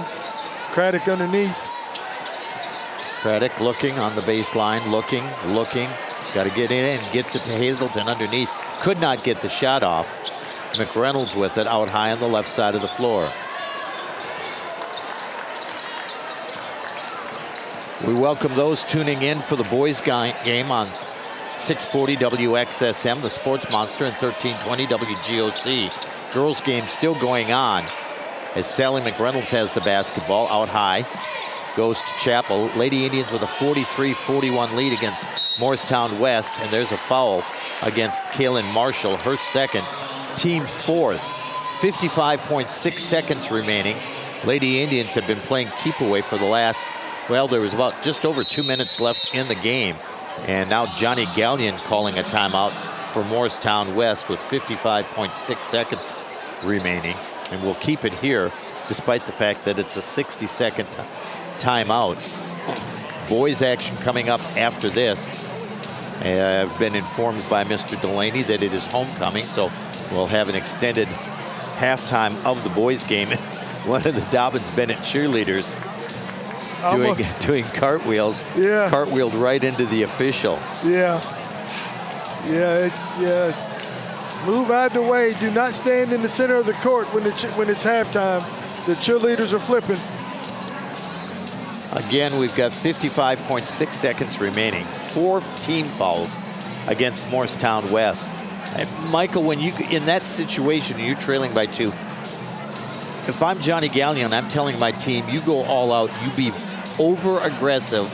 If you get the steal, if they don't call the foul, and you get a steal, great. If they call the foul, okay, we stop the clock. They have to knock down the free throws. So a lot of teams don't do that. A lot will. Johnny Gallion, he's been around for a while. We'll see what happens here. Well, but his only problem is he's got a couple of players with 4 fouls, and he's only got 2 players sitting on the bench. So there's not a lot you can do with that. That's true. Sally McReynolds, front court right side, just to our right, gets it into Carly Craddock. Marshall all over her. Here comes the double team. And there's the contact, and there's the steal. And Maddie Simpson with a lay-in, and we've got a tie game. Well, they did exactly what I said. Yeah. Now the Lady Indians will have to try to score. McReynolds. Inside. Craddock on the right wing. Out on top, Afton Baker. Baker goes left side, Chappell. McReynolds left wing, 25 seconds left. Baker comes around. She's going to have it handed off to Hazelton. They tried to double team, and there's a foul. And Reese Hazelton will go to the line to shoot 2. And that's going to go against Dinkins. Her first. 18.6 seconds remaining. Hazelton to shoot 2 with a tie game at 43. First is up. First is good. 44-43 Lady Indians. Sometimes three-point shooters have trouble at the line, but that one looked really good. Second up, good. Freshman's got ice water in her veins. Yeah, buddy. To match the temperature outside. 16 seconds remaining. Lady Indians with a 2-point lead. No fouls. Murray spinning, getting inside, throws a shot up on the baseline. It goes down. We may have overtime. I think we're going to have free basketball. And a timeout called with 6 seconds remaining by Morristown West. Yeah, I think we're going to get some free basketball tonight. 45-45 is our score. And that was actually a good shot by Murray. It was not a cheapie. No, it was. The defense was there. She spun and under duress got the shot up and got it to go off the glass and in. As I like to say, good defense, better offense. But you can't let a player drive, straight line drive to the basket like that. You've got to cut them off. Well, she actually came from the wing to get down there, but you still have to cut that off and make them pass the ball. But yeah, 45 seconds, 6 seconds left to go in the ball game. Got to go the length of the court to get it in play. Let's see what the Lady Indians come up with. Well, and here's the thing too, they've already hit the limit at 5 team fouls. Yeah. So if by some chance the Lady Indians can draw a foul in this last 6 seconds, they get a chance to go to the line to take the lead.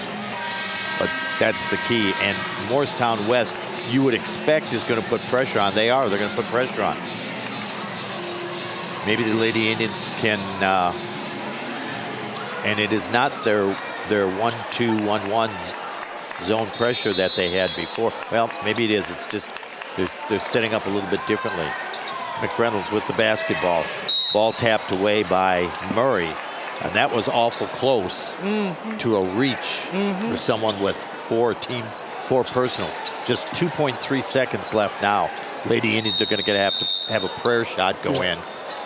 Bill Francis with the timeout. Hazelton or Craddock would probably be the one to get the ball, who has the, or Sally. If Sally Mack throws the ball in, you've got Hazelton. Has the range to shoot that. Craddock has the range to shoot that. I think are your only 2 options, especially if McReynolds is throwing the ball in. I don't know if you're going to be able to do it, but I think with just 2.3 seconds remaining, you've got to inbounds it into the front court. Oh, yeah, no doubt. No doubt. You're not, because if you throw it back court, you're never going to get a shot off. No. You've got to come in the front court with the pass. And you're going to have time to catch it and maybe dribble once or twice and shoot.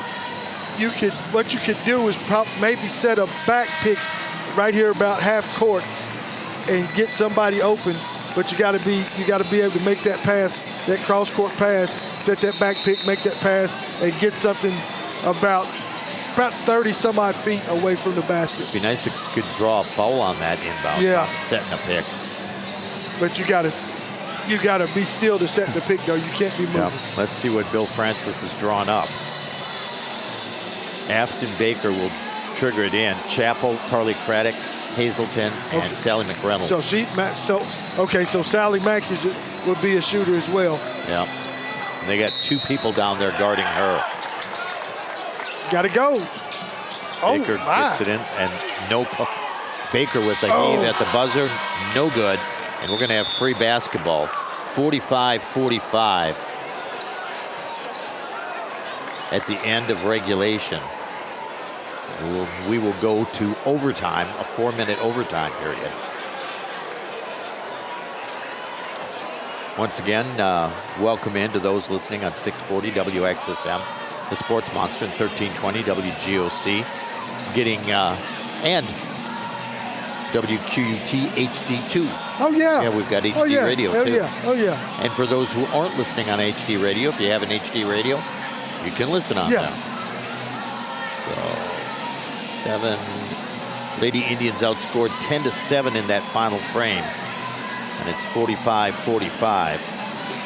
Because they went into the quarter with a 3-point lead. Yep. Lady Indians led it 15-11 after 1. They were outscored 11-10 in the second quarter, but led it by 3, 25-22. It was a 13-13 draw in the third quarter. Lady Indians led 38-35, and they're outscored 10-7 in the final frame for a 45-45 tie ball game. And they do not have Janiah Mitchell to jump center, so Lady Indians might have a chance at getting the tip here. It's going to be Sally McReynolds for Lady Indians. Let's see who it's going to be for Morristown West. And they have what, 2 players with? They have 2 players with 4 fouls. I believe so. Haven Simpson's going to be jumping. So she's got a slight height advantage over Sally Mack. So what is that rule if you don't have enough? You play with 4 on 5. 5 on 4. Yeah.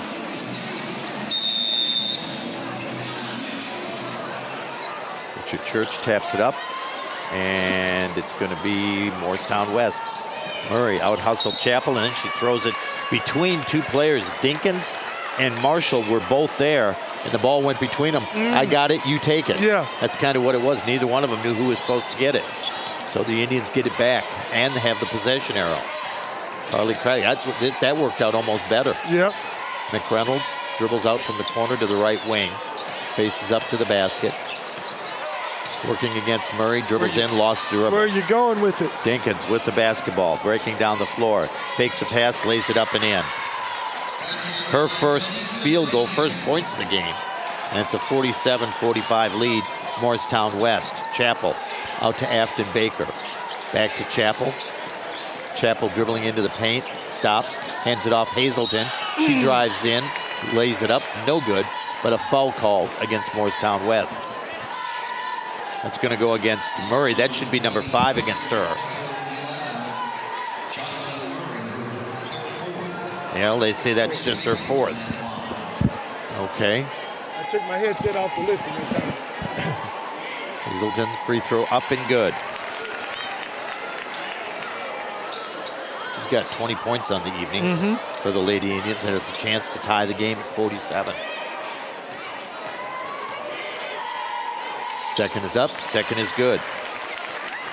47 all. Dinkins for West comes front court. Dribbles right, hands it off to Murray. Left side, Simpson. Down in the corner, Marshall gets it back out on top. They work to Murray, 3 from the right wing, no good. Chappell with the rebound. Lady Indians with a chance to take the lead back.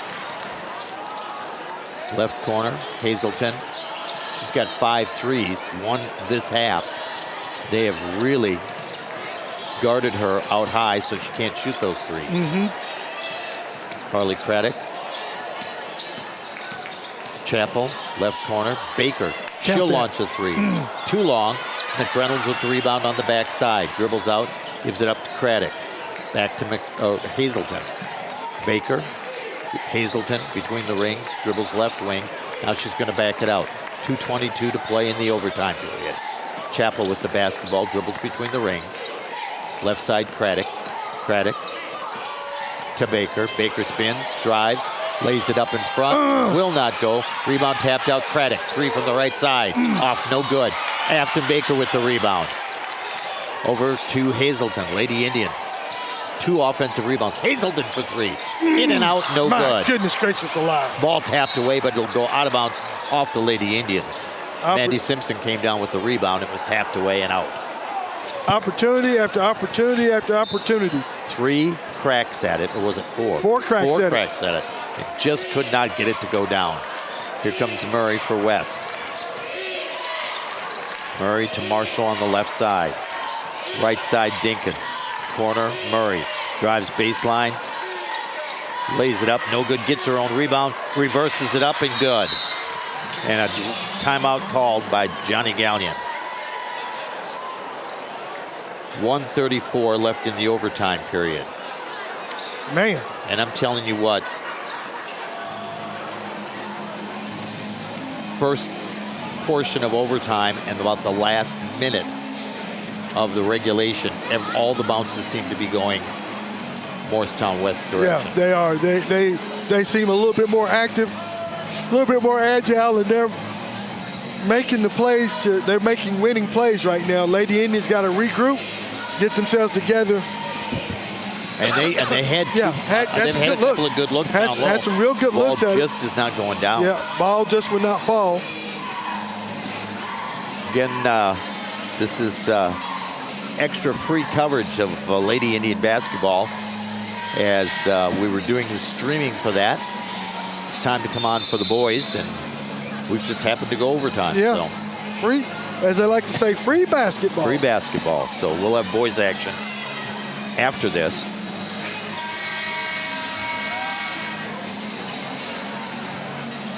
See what the Lady Indians come up with on the offensive end since they took that timeout. Morristown West is still applying pressure. Only on the inbounds person. Somebody may need to come back. Yep. Yeah, there you Carly go. Craddock comes up. They get the ball to her, and she'll throw it front court to Chappell. Chappell, the freshman, in the jump circle. She's saying, "Okay, somebody's got to come and get the ball for me." They're playing 1-3-1. Look at you. See what they got there. So McReynolds 1-3-1. turn, shoots a 3, short, no good. Rebound pulled down by Haven Chappell, or Haven Simpson. Dinkins with the ball. 1:09 left. West with the ball and a 2-point lead. Murray, they won't release the basketball unless the Lady Indians can force something. Dinkins, Carly Craddock. Look who. Comes Look who. up with Guess the who. basketball. Guess who. Picks up a dribble, gives it to McReynolds. Driving against Maddie Simpson. Shot up, no good. Would not fall. Is that her 5th, finally? I don't know. We'll find out here in a moment.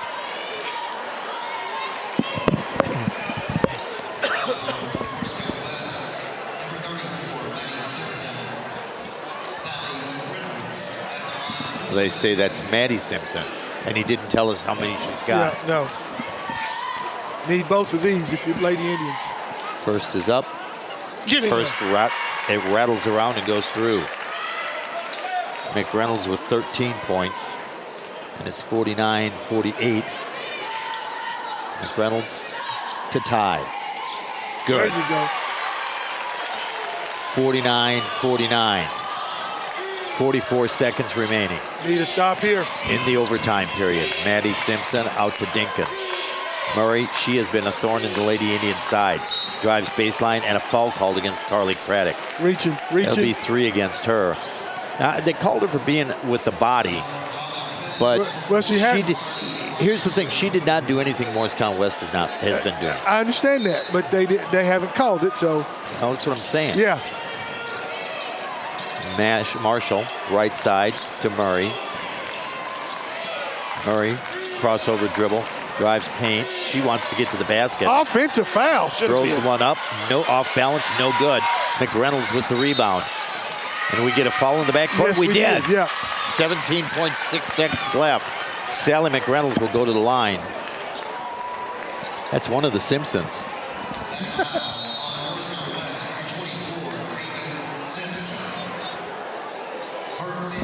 That is her 5th, finally, Haven Simpson.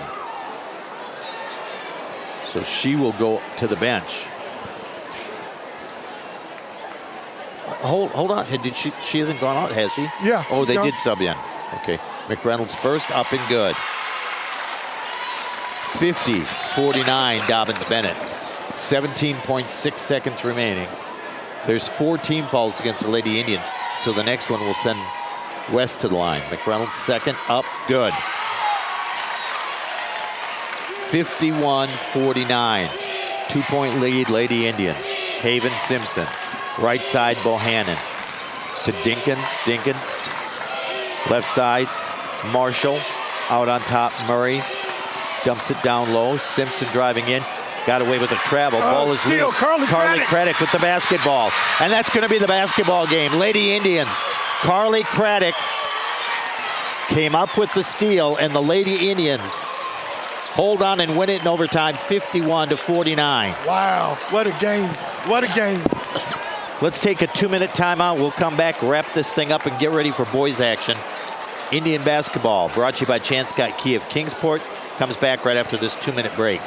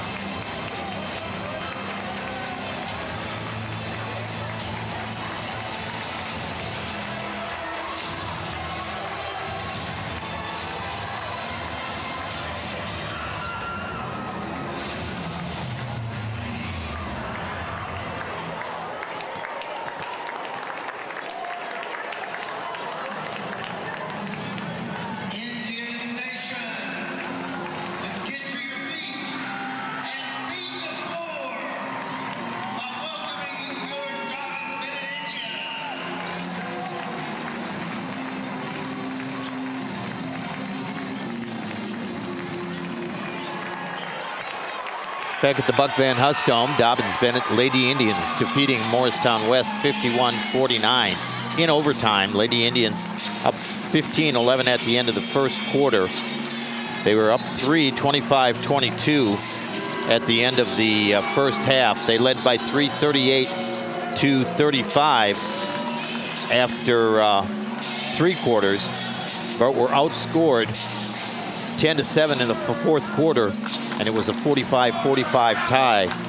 Morristown West went up 47-45 and again 49-47. But the Lady Indians with the last 4 points, all from the free throw line, all from Sally McReynolds, and they hang on for a 51-49 victory.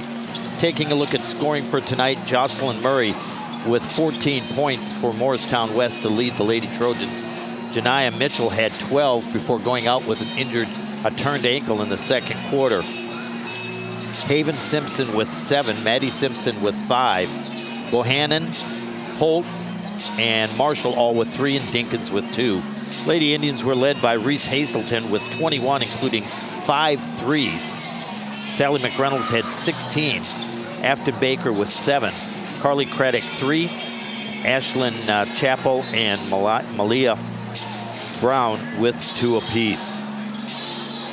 Lady Indians win it 51-49 in overtime. Michael, you ready for stats? Nah, let's see. Yeah, we'll go ahead and do it. We'll do it the old-fashioned way. So, for Morristown West, from the free throw line, they were 6 of 13. They grabbed 29 rebounds for the ball games, 19 of 47 from the floor altogether, and only 3 of 15 from behind the arc. also with 20 turnovers in this ball game, and none more costly than the last one at the end of overtime. For your Dobyns-Bennett Lady Indians, 17 of 48 from the floor, 7 of 22 from behind the arc, 29 rebounds, 10 of 14 from the free throw line, and 18 turnovers for the Lady Indians as they come away with a 51-49 victory in overtime against the Morristown West Lady Trojans. We'll take a 2-minute break and come back and begin our Trinity Memorial Center of Kingsport pregame show on Indian basketball, brought to you by Chance Guy Key of Kingsport right after this.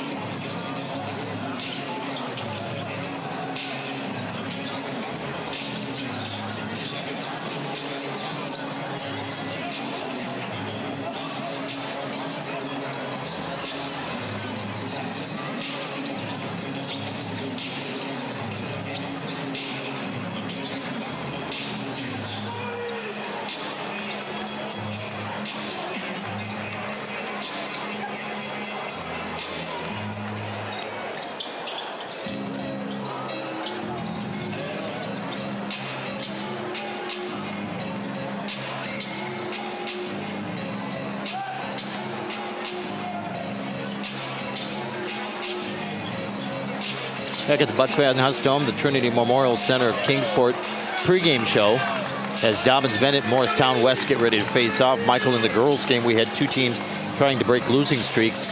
In this game, we've got two teams that are on winning streaks. Morristown West has won their last 3 in a row, defeating Science Hill 51-46, Westridge 65-42, and then Gatlinburg-Pittman 60-55. 2 of those 3 wins coming on the road. Dobyns-Bennett matching their longest winning streak of the season, 5 games.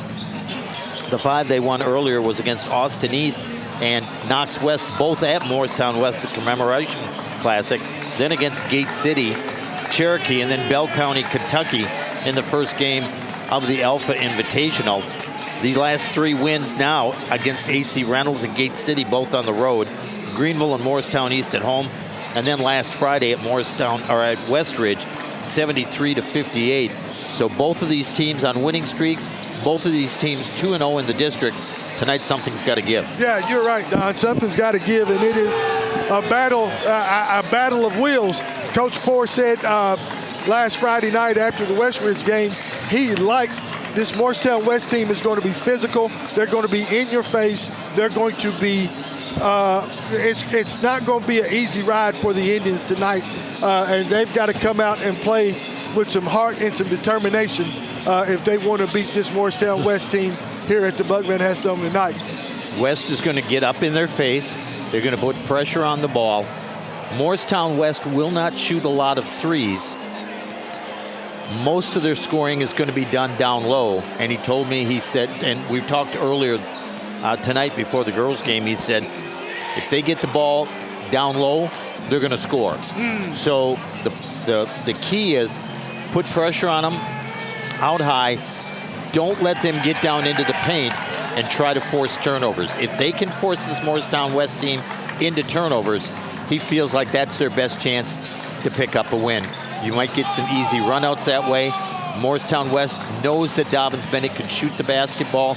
they're going to try to take away that open three-point shot. Yeah, no doubt about it. But here's my thing. And I'm sure Coach Poore has told his team, if I, as a defensive player, as a post player, I would take the challenge and say, no, they're not going to score on the inside. I'm going to make it my mission. If they do score, they're going to earn it probably from the free throw line, or they're going to know they've been in a battle down low. It's sort of like in football when you got the offensive line against the defensive line, and they're both the strong points of the teams. It's a battle of wills. It's who wants it the most, who wants it more. And if you're Dobyns-Bennett, you're on your home court.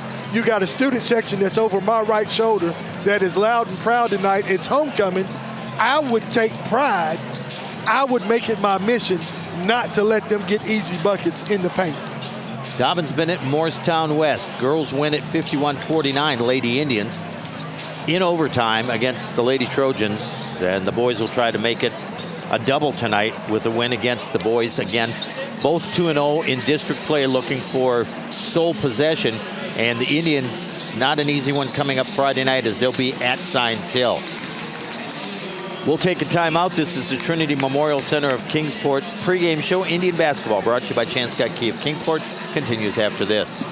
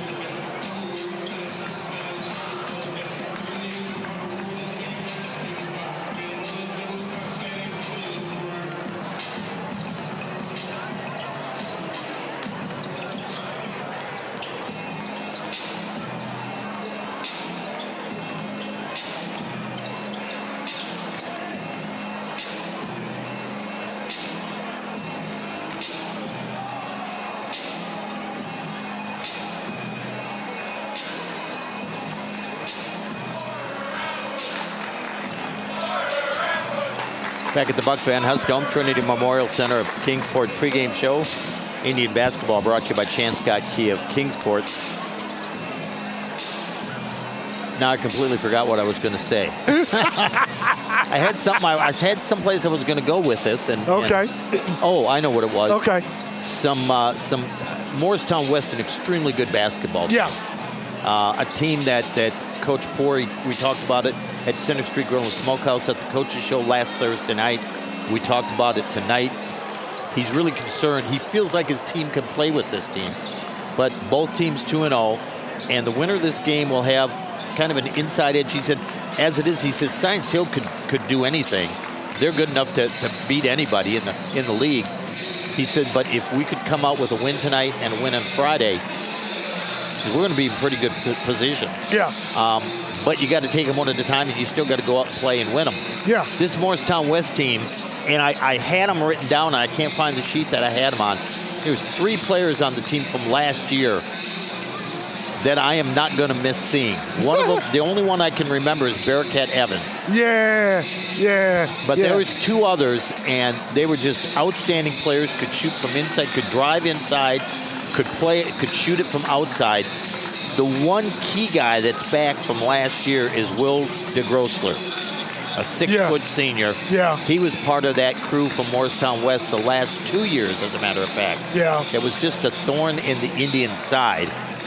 Yeah. And I'm looking, Julian Sexton is a senior. And DeGrossler is a senior, and that's it. That's the only 2 seniors that they've got on this team. So this is a young team too. They're 12-7 overall. They're hot and cold. They're either really, really good or they don't play real great. They beat David Crockett like a drum on the road, and then went to Crockett and got beat. Yeah. Go figure that.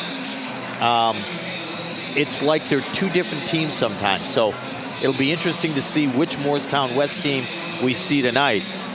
But as they head to the sidelines, taking the warm-up jerseys off, Indians still on the floor warming up. We've got a couple of minutes yet.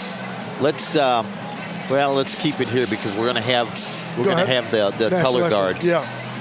And so we're going to go ahead and keep it here. But Michael, games like this is if you're a player. I mean, if you're really a player, it's games like this that you look forward to. Being a former person who had a uniform and got in a couple of games every now and then,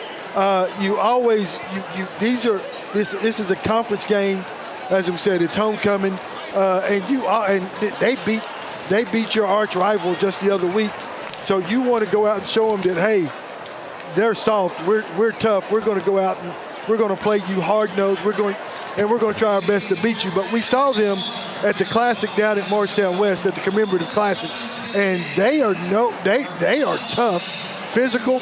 They will get up, like I said, will get up on you and make your life very, very difficult. Color guard coming out onto the floor. Let's go ahead and take a timeout. Let's make this a 4-minute timeout. A 4-minute timeout, and we'll be back with the starting lineup, sponsored by Steve Huff Plumbing, Heating, and Air, as we wrap up the Trinity Memorial Center of Kingsport pregame show on Indian basketball, brought to you by Chance Scott Key of Kingsport. We're back after this.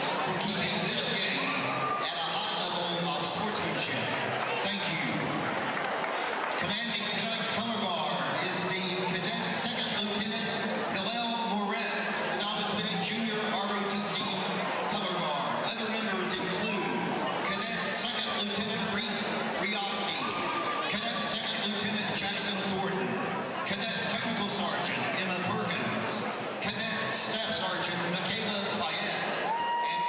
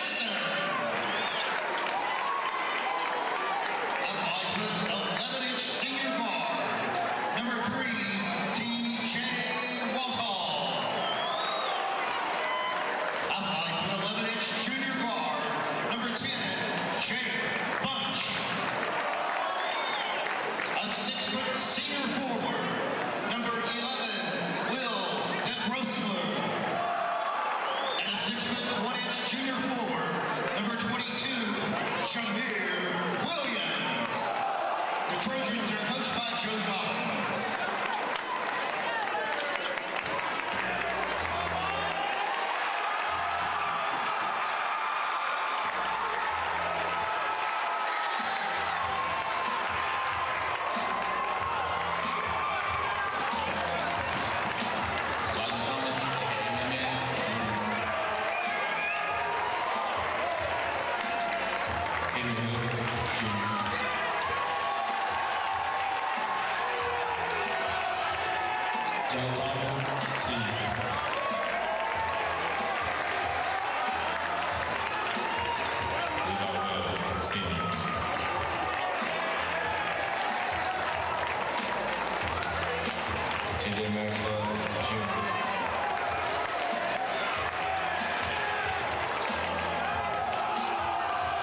Asher, we need it back after this.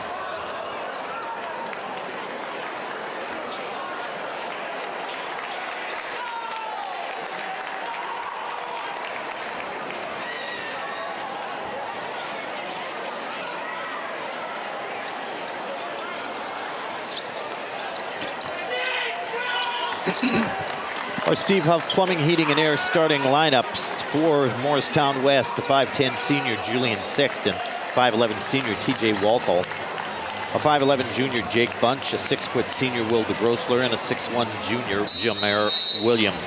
For Dobyns-Bennett, a 6' junior Elijah Thomas, a 6'2 junior Henry Hill, a 5'8 senior Jalen Thomas. As the Indians win the opening tap, Elijah Thomas goes in for a shot and it's blocked. A 6'3 senior Levi Webb and a 6'3 junior TJ Maxwell. That's your Steve Huff Plumbing, Heating, and Air starting lineups. Indians shooting at the basket to our left. The Trojans the basket to our right. Lob pass in to Maxwell at the right elbow. To Jalen Thomas. Kicks it left corner. Elijah drives baseline, got underneath, laid it up good. Nice little hesitation, head and shoulders fake. Gets him to the bucket, gets an easy deuce. Indians lead 2-0, and there's a turnover by Morristown West. Tried to get the ball into Bunch, and it was down around his feet and fell down. I don't know if he slipped or what, but as he went down, Jalen Thomas was pressuring him and slid on the floor and knocked it out of bounds. If Carly Craddock's the human floor burn on the women's side, Jalen Thomas is the equivalent on the male side. Hill for three, right bang, wing, good. Bang, bang, Kingsport Fitness three-pointer, double H. Henry Hill puts the Indians up 5-0. Full court pressure by the Indians. Sexton's got it back court, gets it into front court to Grossler. And there's a foul going to be called against the Indians. Levi Webb, his first, team first, as Jameer Williams got the ball. Indians broke the pressure. Was going in for an open layup, and Levi Webb's going to make him earn it at the line. 7:16 remaining in the first quarter. We're just underway. Indians up 5-0. A layup by Elijah Thomas and a three-ball by Henry Hill. Free throw is up, and it is good. Lefty. 5-1.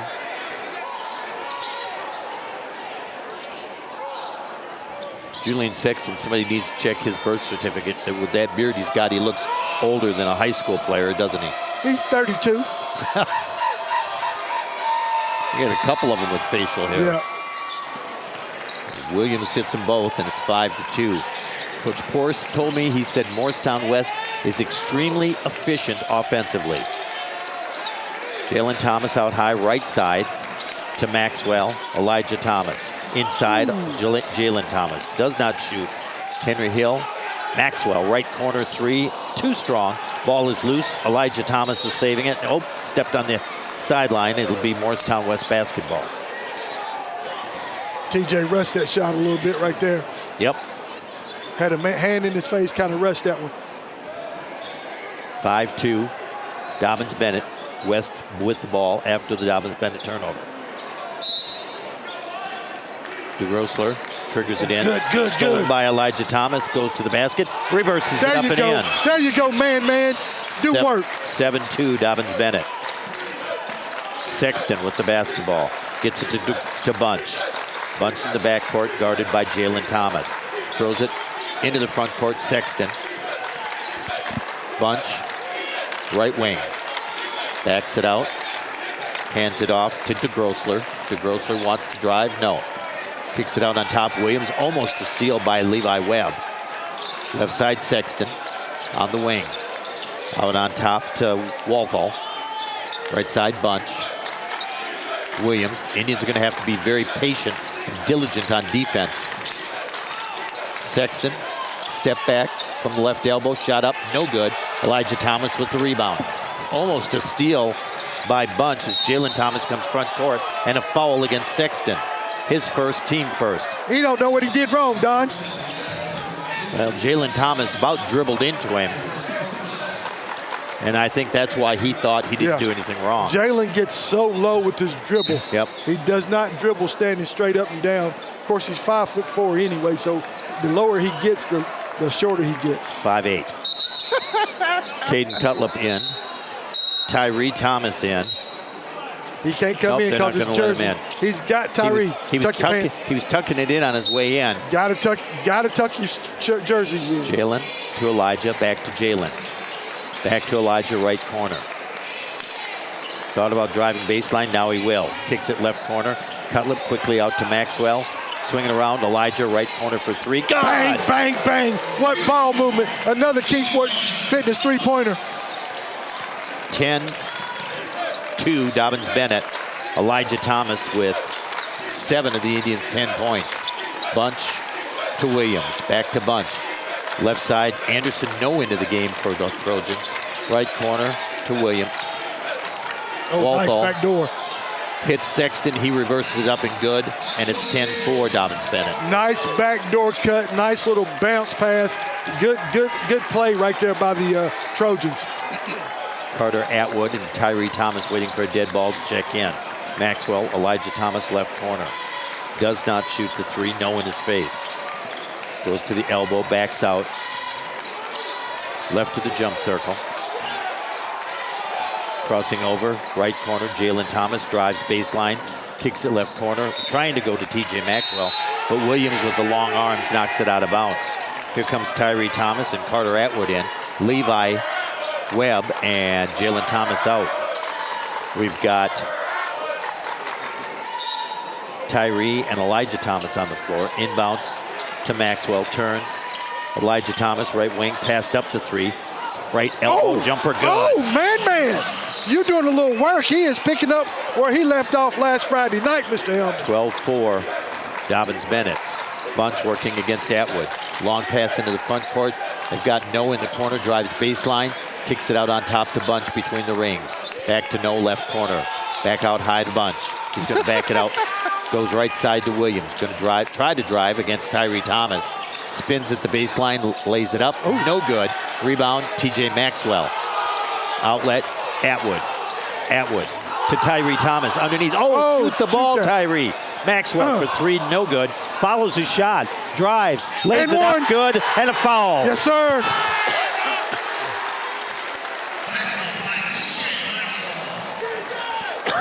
(14-4) Dobyns-Bennett.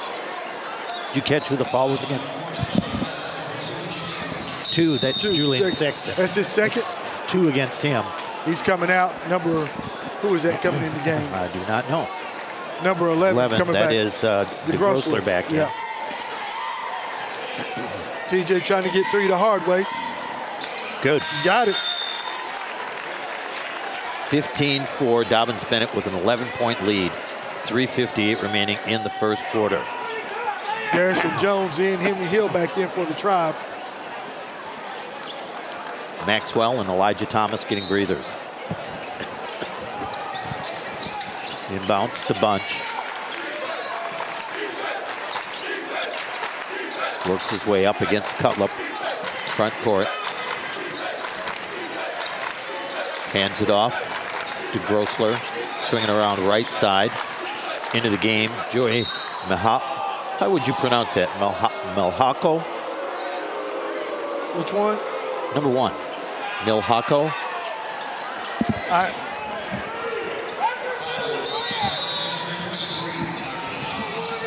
Ball against Tyree Thomas, his first, team first. Yeah, I know it. Mahalico. Okay. No, right baseline looking. Bounce pass in. Williams has got it. Kicks it out on top. No, tracks it down before it goes out of bounds. Working against Henry Hill. Right side to Grossler. Over to Bunch. Grossler trying to drive. Pull-up jumper mid-range. Off, no good. Colabro with the rebound. Ketlip dribbles out from the left side. Now attacks.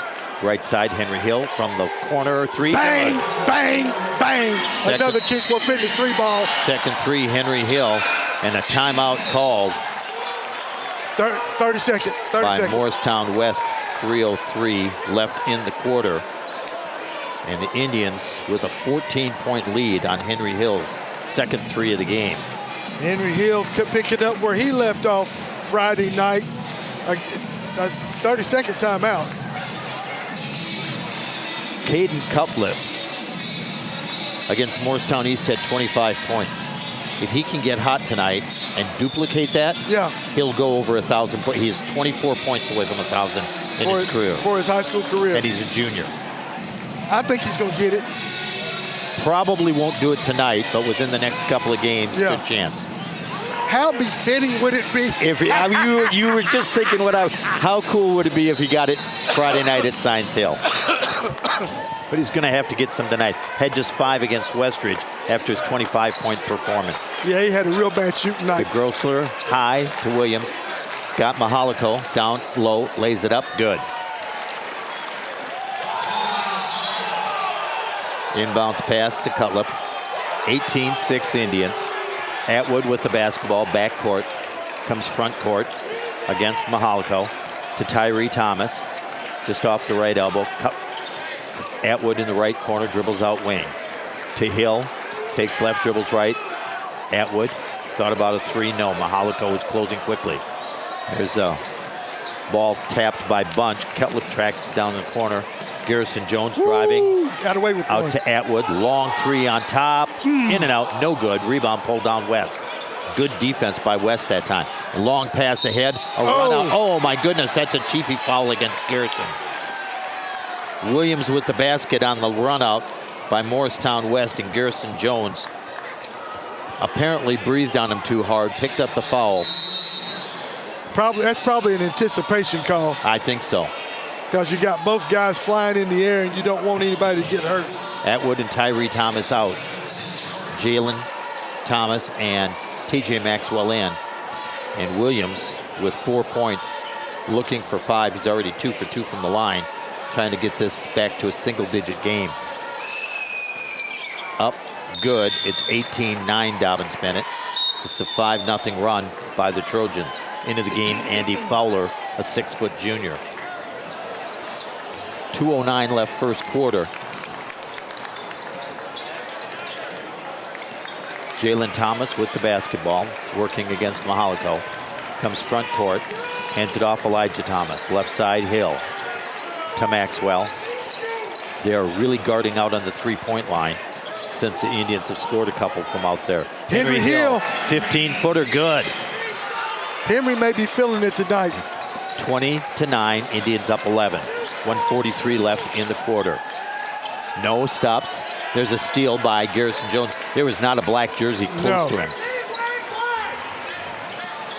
Elijah Thomas, 3, right wing. Off, no good. Long carom coming out. Elijah chases it down, but Williams taps it away, knocks it out of bounds. Indians will have it front court left side. 1:28 remaining in the first quarter. Jalen Thomas will trigger it in. Front court left side. Into the game, Levi Webb, Garrison Jones out. Coach is using everybody again tonight. Everybody's played already. Yep. Elijah Thomas back to Jalen. To Elijah, left wing, driving baseline. Kicks it right side. There's a steal by Fowler. I like the idea. They have seen the Indians throw that pass underneath and anticipated it. No, with the basketball, driving, lays it up, good, and a foul. No.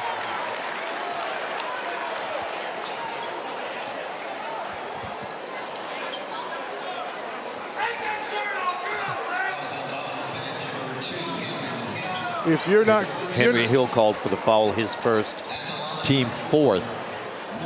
And 2 cheap fouls as they were going in for layups. Yeah. There was virtually no contact. Minimal contact. Very minimal. Nothing that was egregious that should have been that should have.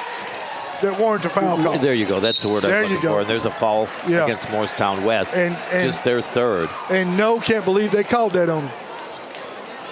That is going to be his first. 20-12, Dobyns-Bennett, 1:10 left in the first quarter. Jalen Thomas, front court left side to trigger it in. Gets it to Hill, back to Jalen Thomas. Oh, nice Hill cut. underneath, reverses it up. Good. There you go. Should have been a foul right there, but nevertheless, Henry Hill is on fire right now. Good pass, Jalen. 22-12. Williams back court. Dribbles towards the line, into the front court. Indians thought about a double team, but no. 49 seconds left in the quarter. Williams with the basketball. Here comes the trap. Ooh. Elijah Thomas almost with the steal, but West has got numbers now. Mahalico, 3 from the left corner. No good. Offensive rebound by No. Dribbles around, crosses over. He's going to drive. That's charge. Yes, sir. Yes, sir. Elijah Thomas coming in to help out. And No picks up the foul. And nice. he was just making some kind of a gesture towards the Dobyns-Bennett bench. Who was? No was after that call. Well. Bunch back into the game for West as No checks out. Indian basketball. Maxwell gets it to Jalen Thomas. 33 seconds left in the first quarter. Pushes it front court. Gets it to TJ Maxwell. Maxwell left-hand dribble, spins in the paint. Cutlip for 3. KC1! And a foul! Bang, bang, bang! A Kingsport Fitness 3-ball from KC1, and he's going to go try and get 4 the hard way. 25-12. Dobyns-Bennett, largest lead of the game is now, 14 was the largest. He can match it. 18-4 with 3:03 left. Actually, with 3:03 left in the quarter. Garrison Jones getting ready to check back in. Cutlip up, no good. Rebound tapped around. Webb's got it, puts it back up and in. Mr. 501, the glass cleaner, Levi. 15-point lead, largest of the game. Oh, we got a foul. Against the Indians. That'll be team foul number 5. And that's going to go against Levi Webb, his second. And that'll put the Trojans at the free throw line. Yep.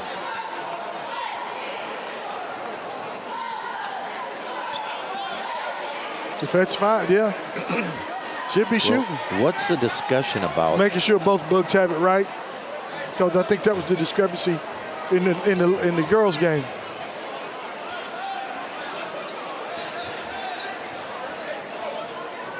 So they're going to shoot or not? Yeah, they're shooting. Mr. Church says yes, we're shooting 2. They shoot. Why didn't the official that was talking to the scorekeepers know that? He was going down along the baseline like he was getting ready for the ball to be put in play. It's going to be Bunch going to the line looking for his first points tonight. 15.3 seconds remaining in the quarter. Indians 27-12 lead. Free throw is up. Free throw is good.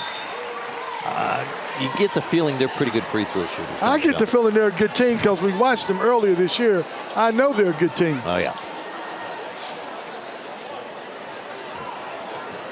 Bunch will get a second. Williams getting ready to check back in. Second is up. Second is no good. Maxwell with the rebound to Elijah Thomas. Front court. Head of the key. Driving. Jalen Thomas. 3 from the right corner. Off no good. Battle for the rebound. Goes out of bounds. No. Ball is still loose. Mahalico ahead to Walthall. And he's going to lay it up and in. And that's going to be the end of the first quarter. The score, Dobyns-Bennett 27, Morristown West 15. Indian basketball brought to you by Chance Scott Keefe. Kingsport continues after this.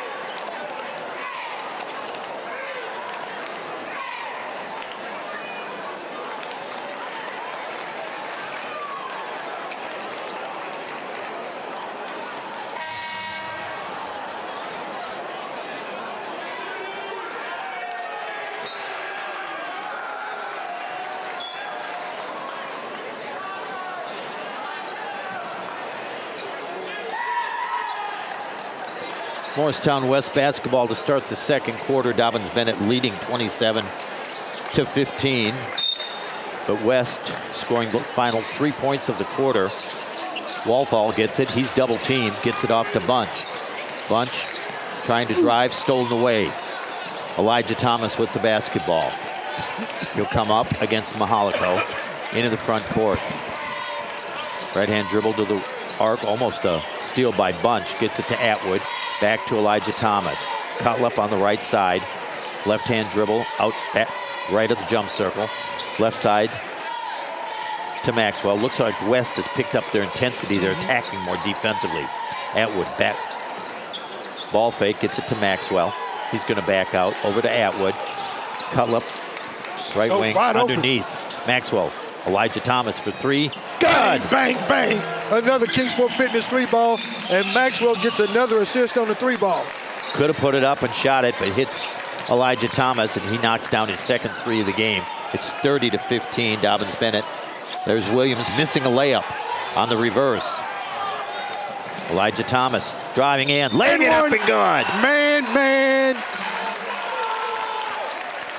He is on fire.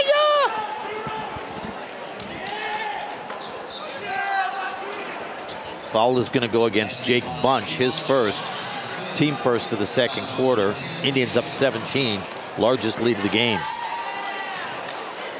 Thomas already with 14 points.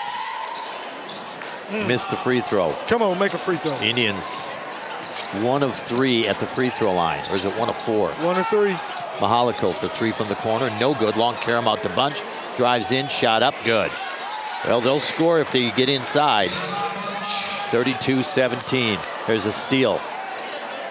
Walthall to Bunch. I don't know how Garrison Jones got on him, but Bunch has got a quickness advantage.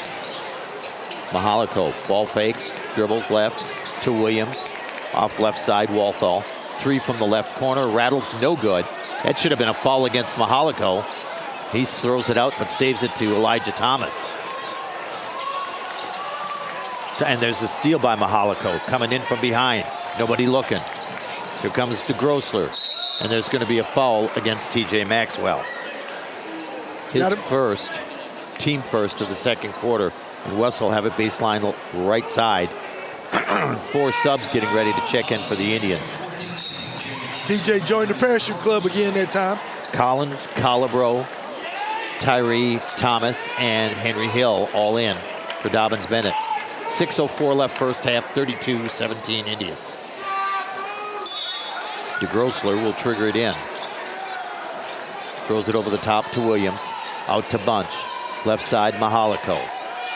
He is quick on quick. Yeah. Bunch out high, working against Cutlip. Crosses over, throws it right corner.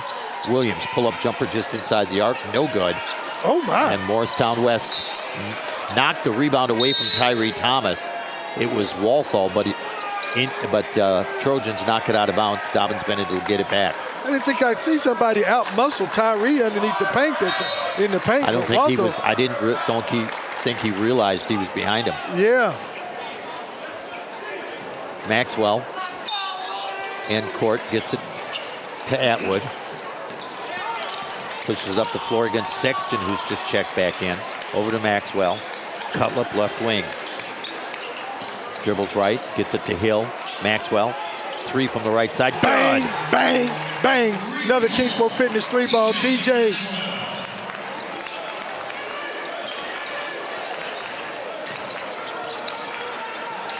There's an 18-point lead for the Indians. Shot down low by Williams. No good. Indians rebound. Here comes Atwood driving in.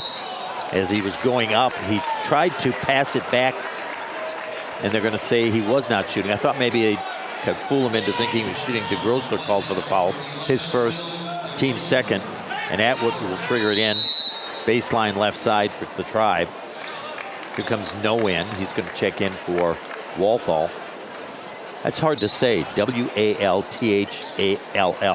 Inbounds Maxwell. Out to Cutlip. Right side, Atwood. Ball fakes, dribbles left to Cutlip. Ooh, he would have had a 3, but he threw it behind him. Back to Atwood. Back to Cutlip. Right wing, Henry Hill. Tyree Thomas, bad pass. But Tyree is able to track it down. He tries to go to Maxwell, knocked away. Here comes Bunch. Bunch driving against the Indians. Shuffles it off left side, shot up, no good. Hill with the rebound. Out to Atwood. Indians dodged a bullet on that one. Atwood all the way in. Look. Bounce past Tyree Thomas, wasn't ready for it. No. Indians got a break there, though. They say it went off Sexton last. Yeah. Here comes Colibro, here comes Jalen Thomas. Maxwell and Atwood out. That was a beautiful pass. Tyree just wasn't ready for it. And it was a little low, but it's still catchable. But we got a break that Sexton touched it last. Jalen Thomas, right side, into Hill, back to Jalen Thomas. Backs out right of the jump circle. 4:27 to play, first half. Indians lead it 35-17. Tyree Thomas out on top, left-hand dribble. Tries to go down low to Henry Hill, but threw it behind him and too high. I like the idea, I like the look. Bad execution. Cutlip out, Elijah Thomas back in. Score remains 35-17 Indians, largest lead of the game. West basketball. Inbounds pass Sexton, almost traveled. Ooh, started by Elijah Thomas. Yeah, he swung an elbow, almost got Elijah in the face. Bunch back to Sexton. Ball faked it, got Tyree up in the air. Nice. There's a steal by Elijah Thomas. He was trying to throw it to no. Elijah's all over the place tonight. Yeah, he is. Comes front court, left-hand dribble, passes left corner. Colibro out to Tyree Thomas. Hill, right corner for three. Good! Bang, bang, bang. Double H with another Kingsport Fitness three-pointer. Indians up 21 on Henry Hill's third three of the game. 3:40 to play in the first half. Here comes Bunch. Bunch hands it off to DeGrossler. Right hand, there's a foul against Jalen Thomas. Little handsy. That's his first, team second. Tyree Thomas out, Garrison Jones in.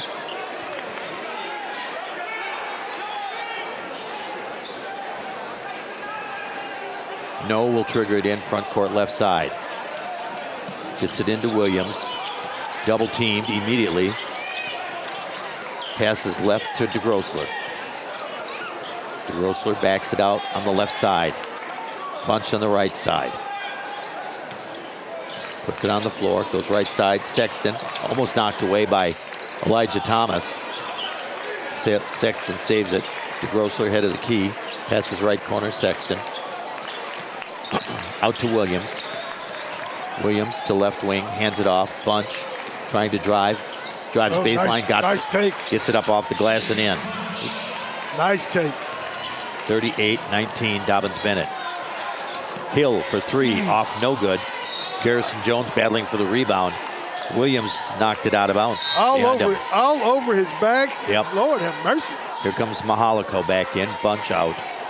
Jalen Williams will trigger it in, baseline left side.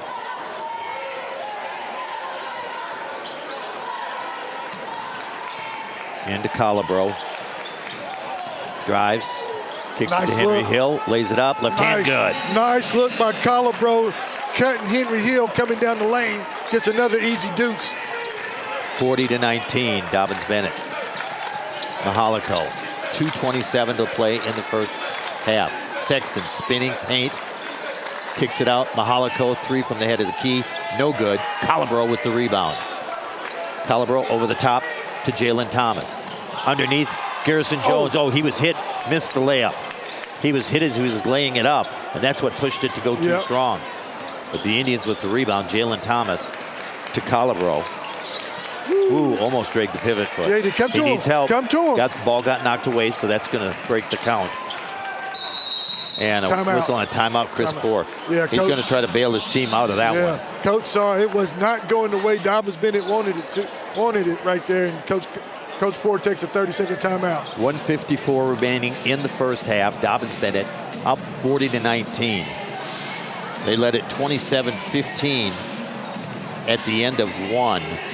So they've outscored Morristown West so far 13-4 here in the second quarter.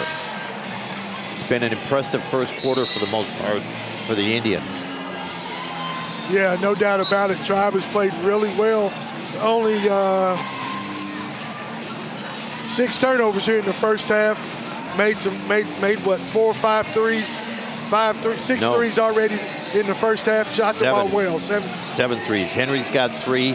Elijah's got 2. 7, and you're correct. Cutlip and You're right. Maxwell each have 1. You're right. Jalen Atwood, front court, left side. Webb driving baseline, kicks it out. Atwood, left wing. Not forcing anything. Mahalico on Atwood. Atwood going to drive, and he's going to be fouled. And is that going to be number 1? 3 or 1? It's going to be Mahalico or Walthall. It's going to be Mahalico, his first. He's been handsy and very aggressive, very quick. Created some problems defensively for the Indians. Atwood looking, gets it to Maxwell on the left baseline. Dribbles out to the corner, out to Elijah Thomas. 1:35 left in the half. Dribbles right against Noe. Backs it out, right side, Atwood. Out high on the right side of the floor. Right hand dribble, inside the arc, stops. Kicks it back out, Cutlip. Cutlip to Maxwell. Maxwell thought about a long 3, then thought better of it. Might have seen the 1:18 on the clock and said, no, I better not do that. Coach will be mad. Yep. Oh, nice. Right hand dribble, Maxwell behind the back, left corner, Webb. He's going to drive, kicks it right corner, Cutlip out to Atwood. Atwood, left hand dribble. Maxwell, 3, good, left corner. Bang, another Kingsport Fitness 3-ball. TJ. Nice setup by Atwood that time. 43 steal. 19. Man. Elijah Thomas just took it away from him. Oh, he's pushed by Noe from behind. Are you kidding me? Oh, my goodness. He was pushed by Noe, missed the layup because he pushed him underneath the basket, didn't get it up to the glass, and then TJ Maxwell is called for a foul as they're battling for the basketball. Great steal by Elijah Thomas. At least from our vantage point. Looked like he tried from our vantage point, it looked like Noe pushed him from behind. Yeah, kind of undercut him a little bit there. Kind of took his legs out from under him there. But well, no he's going to lay it. Yeah, he was in perfect position to lay it up, and that's how he got underneath the basket because he got pushed, and it went up and didn't get up. It just hit the glass and kind of in between the glass and the rim. And there's a bad pass. Indians get it. Atwood with the ball. Garrison Jones actually will be credited with the steal. That's who it was thrown to. Atwood driving. Oh, nice look. Jones lays it up and in. Oh, my goodness, what a pass. 45-19, Dobyns-Bennett, 30 seconds left in the half. A little now you see me, now you don't, and a little peekaboo pass to Garrison Jones underneath. Mahalico pushing it up the floor. Stops short of the line, and Atwood gets up high. They were trying to get it to Walthall, and Atwood went up high and tapped it and goes out of bounds. 16.9 left in the first half. Trojans will get it front court right side. Here comes Calabro in for Webb.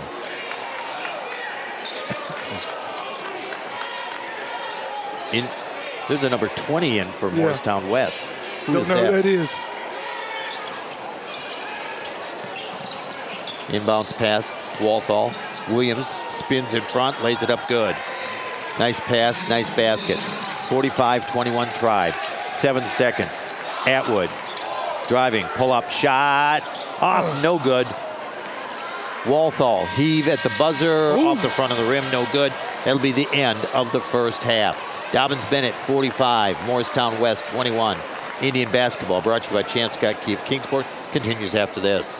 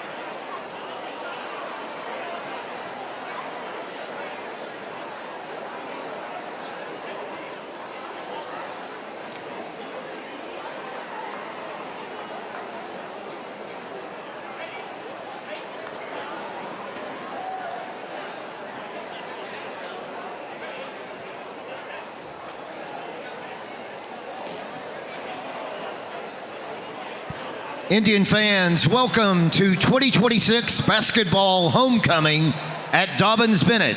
We're proud to introduce to you the 2026 Homecoming Court. Please welcome the candidates for Freshman Homecoming Princess. Natalie Bolin, daughter of Matt and Amanda Bolin. She's escorted by Cooper Dishner, son of Scott and Angie Dishner. Natalie is a member of the Dobyns-Bennett Spirit Shakers. She's also a member of the Women's Symphony Committee.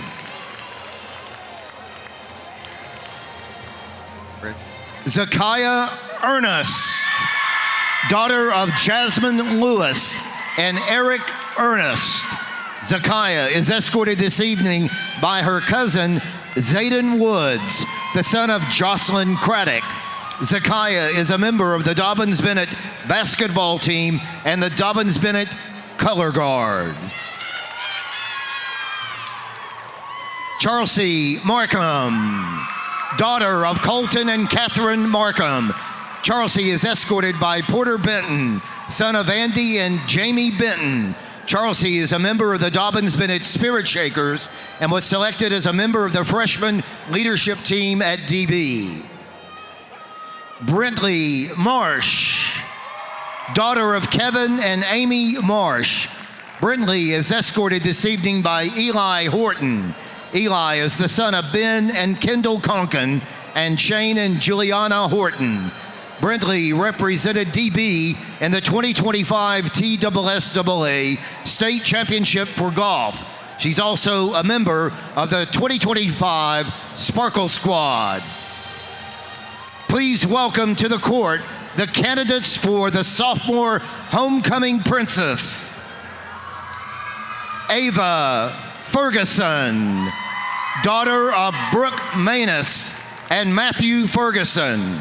Ava is escorted by Ellington Gossett, grandson of Shirley Carter. Ava is a member of the Dobyns-Bennett Color Guard. She's also a member of the DB Beta Club. Ella Kate Harbin, daughter of Steve and Andrea Harbin. Ella Kate is escorted this evening by Brant Holton, son of Sean and Jessica Holton. Ella Kate is a member of the varsity cheerleading team. She's also an active member of the Beta Club with a 4.65 GPA. Ava Lawson, daughter of Brad Lawson and Lena Fleener. Ava is being escorted this evening by Jackson Bradbury, son of John and Amy Bradbury. Ava is a member of the Women's Symphony Committee and is a competitive dancer at Tri-Cities Dance Company. Eleanor Taylor, daughter of Morgan and Heather Taylor. Eleanor is being escorted by Colton Houchins, son of Vanessa and Rodney Houchins. Eleanor is a member of the DB Spirit Shakers. She's also an active member of the Beta Club with a 4.2 GPA. Please welcome to the court the candidates for the Junior Homecoming Princess. Jordan Breeding, daughter of Dan and Tina Breeding. Jordan is being escorted this evening by Henry Hill, son of Kevin and Ashley Hill. Jordan is a member of the Lady Indians basketball team and is also a member of the Dobyns-Bennett Beta Club. Lila Combs, daughter of Wesley and Rebecca Combs. Lila is being escorted by Elijah Thomas, son of Shay Hill and Adam Thomas. Lila is a member of the Dobyns-Bennett Girls varsity swim team. She's also a member of the National Honors Society. Lana Howerton, daughter of Bridget Howerton, Adams and J.D. Adams, and the late Eric Howerton. Lana is escorted by Cooper Armstrong, the son of Shauna and Kevin Armstrong. Lana is a member of the varsity cheerleading team and an active member of the DB Beta Club. Jalen Stallard, daughter of Heather Baumgardner and Jared Stallard. Jalen is escorted this evening by Matthias Guffey, son of Stephen and Georgiana Guffey. Jalen is studying for an associate's degree with Middle College at Northeast State and is training to test for her black belt this September. Please welcome to the court the candidates for Senior Homecoming Queen. Evelyn Dellinger, daughter of Ken and Amanda Dellinger. She is escorted this evening by Emery Korpstein, son of Beth and Chris Korpstein. Evelyn is an all-state swimmer at Dobyns-Bennett and holds 6 individual school records. Evelyn is also a member of the National Honor Society. Brianna Marie Hill, daughter of Laurie Jo Cranford and Rex Hill. Brianna is escorted this evening by Drake Wilcox, son of Justin and Melinda Wilcox. Brianna is the president of Dobyns-Bennett's All Booked.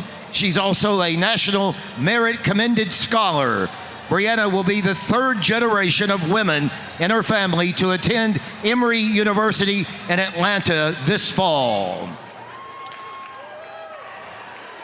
Shanna Jarquin Ramirez, daughter of Aureliano Jarquin and Nancy Ramirez Romero. Shauna is escorted this evening by Adam Al-Khatib, the son of Shadi and Christy Al-Khatib. Shauna is the president of DB's Hispanic Heritage Club. She's also captain of the Lady Indians soccer team and is certified clinical medical assistant and is expecting to be a pharmacy technician. Jenna Michelli, daughter of Wayne and Angie Michelli. Jenna is being escorted this evening by Eli Kitzmiller, son of Beth and Andy Kitzmiller. Jenna is a 4-year member of the cheer team and a 4-year member of the Dobyns-Bennett marching and competitive bands. Jenna is also an honoree this year as a member of the Women's Symphony Committee. Piper Osterhus, daughter of Krista and David Osterhus. Piper is being escorted by Logan Carlson, son of Martin and Amy Carlson. Piper is a captain of the Dobyns-Bennett swim team and has a 4.88 GPA. Piper is also a student representative of the Kingsport City Schools Education Foundation.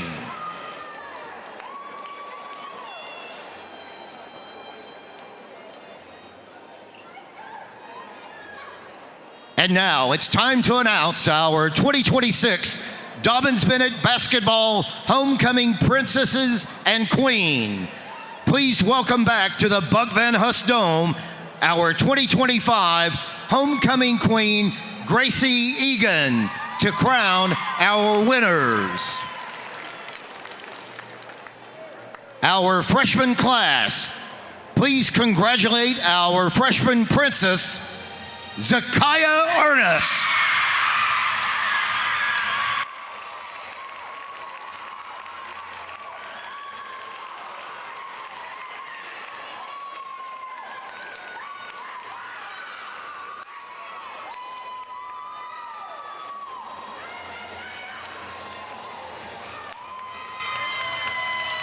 Our sophomore class, please congratulate our sophomore princess, Ella Kate Harbin.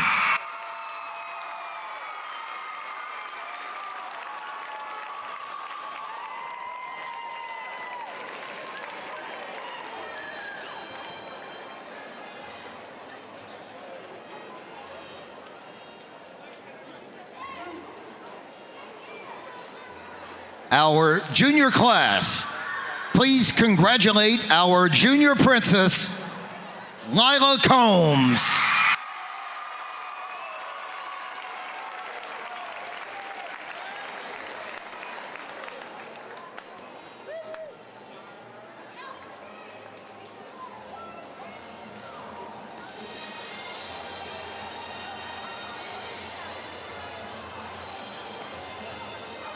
And our 2026 basketball homecoming queen is Shania Jaquin Ramirez. This concludes our presentation of the 2026 Dobyns-Bennett Basketball Homecoming Court. Roll Tribe!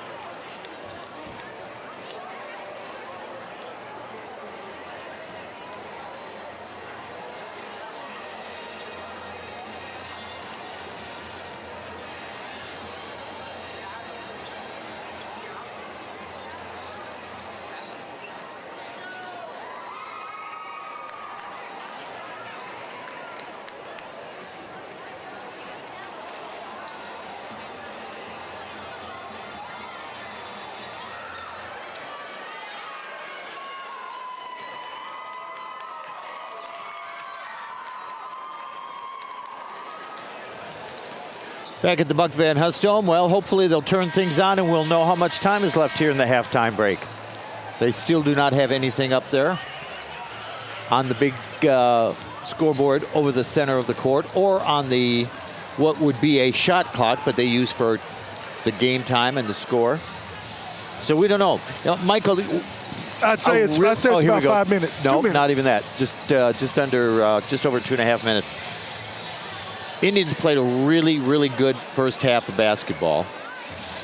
Probably the one thing they didn't do well is shooting free throws. What were they, 1 for 4? 1 for 3. 1 for 3. So that's not great, but did a lot of other things well. The question is, as hot as they shot the basketball, can they, I don't expect them to shoot it as well this half, but can they come close to it? If they can do, they shot 64% in the first half. Yeah. 18 to 28. Yeah, that's why I say Yeah. I don't expect that. No. But if you can shoot close to 50% in the second half, you're going to be doing really I well. like your chances, yeah. Yeah. Yeah, so I don't know, but I don't think Morristown West is going to shoot 8 of 20 again. I think they're going to shoot a little bit better here in the second half. But the defense, the Tribe defense really, they forced 10 turnovers. Okay. But they missed, West missed several shots that they normally make. Tribe missed some shots that they normally make as well. But West did not shoot the ball particularly well. And we're going to see how closely or loosely this game is refereed in the second half, which could make a world of difference. Because both teams got Dobyns-Bennett got put Morristown West in the bonus in both quarters of the first half. What did they hit from the line? 5 of what? 5 of 6. 5 of 6, yeah. So that's, I mean, it's not a close game, but you always say, despite a 24-point lead, Dobyns-Bennett did that in 16 minutes. Yeah. Well, West is potentially capable of doing the same thing in 16 minutes. So if you're Dobyns-Bennett, you have to play hard. You still have to take care of the basketball. Still have to play good defense. And full court pressure. They got beat a few times, but really, Morristown West wasn't able to take advantage of those breakouts all that often. No, they weren't. And here's the deal: if you're Dobyns-Bennett, you want to come out with the same intensity, same fire that you had in the first half. You want to come out here in the second half with the exact same intensity and fire and put this game to rest, get that running clock in the fourth quarter. I don't know if we can get to that point, just because Morristown West is that good a basketball team. Well, they're feisty, Yeah. and they're going to fight. And they, you know, I didn't realize how much of an athlete Williams was because he's all over the place. Yep. Dobyns-Bennett will have the ball first to start the second half. They'll be shooting at the basket to our right. That means West will be shooting at the basket to our left. TJ Maxwell, Elijah Thomas, Jalen Thomas, Levi Webb, Henry Hill, the 5 on the floor. That's the same 5 that started the basketball game for Dobyns-Bennett. Williams, Sexton, Bunch, Walthall, and DeGrossler, the 5 on the floor for Morristown West. Maxwell on the right wing gets it to Webb at the right elbow. Lost the ball, got it back. Nice. Hits Elijah Thomas, cutting to the basket, lays it up. Nice cut. Beautiful pass by Webb. Executed that very well. Indians are up 26. I believe that is their largest lead of the game. You are Actually correct, sir. matches their largest lead of the game. They were up 45 to 19 at one point. He's mugged over in the corner. And There's a whistle and travel call. Yes. Travel called against Bunch as Jalen Thomas had him up against the sideline, putting pressure on him. Jalen and Elijah tried to take his lunch money, and he wasn't having it, so he just stepped out of bounds. Said, "You can't get my lunch money. I'm leaving." Front court left side. Hill hands it back to Thomas. Picks up his dribble. Webb on the left wing. Take him, Left hand Levi. dribble going to the basket. Sealed off. Gets it out to Jalen. Elijah, 3 from the left wing. Short. Bounces around. Levi. Webb with the rebound. Dribbles out. Did not feel comfortable going back up with it. He's going to kick it out to Elijah Thomas, left wing. Elijah with the basketball. Out high. Jalen Thomas, left of the jump circle. Dribbles towards the arc. Hands it off Elijah. Right side, Henry Hill. Maxwell along the sideline. Webb out high. He's going to launch a 3. Off, no good. Rebound pulled down Williams. And it's foul against Elijah Thomas going for a steal. His first, team first of the third quarter. I wanted to say second half because I'm still not used to the 5 1/4 yet.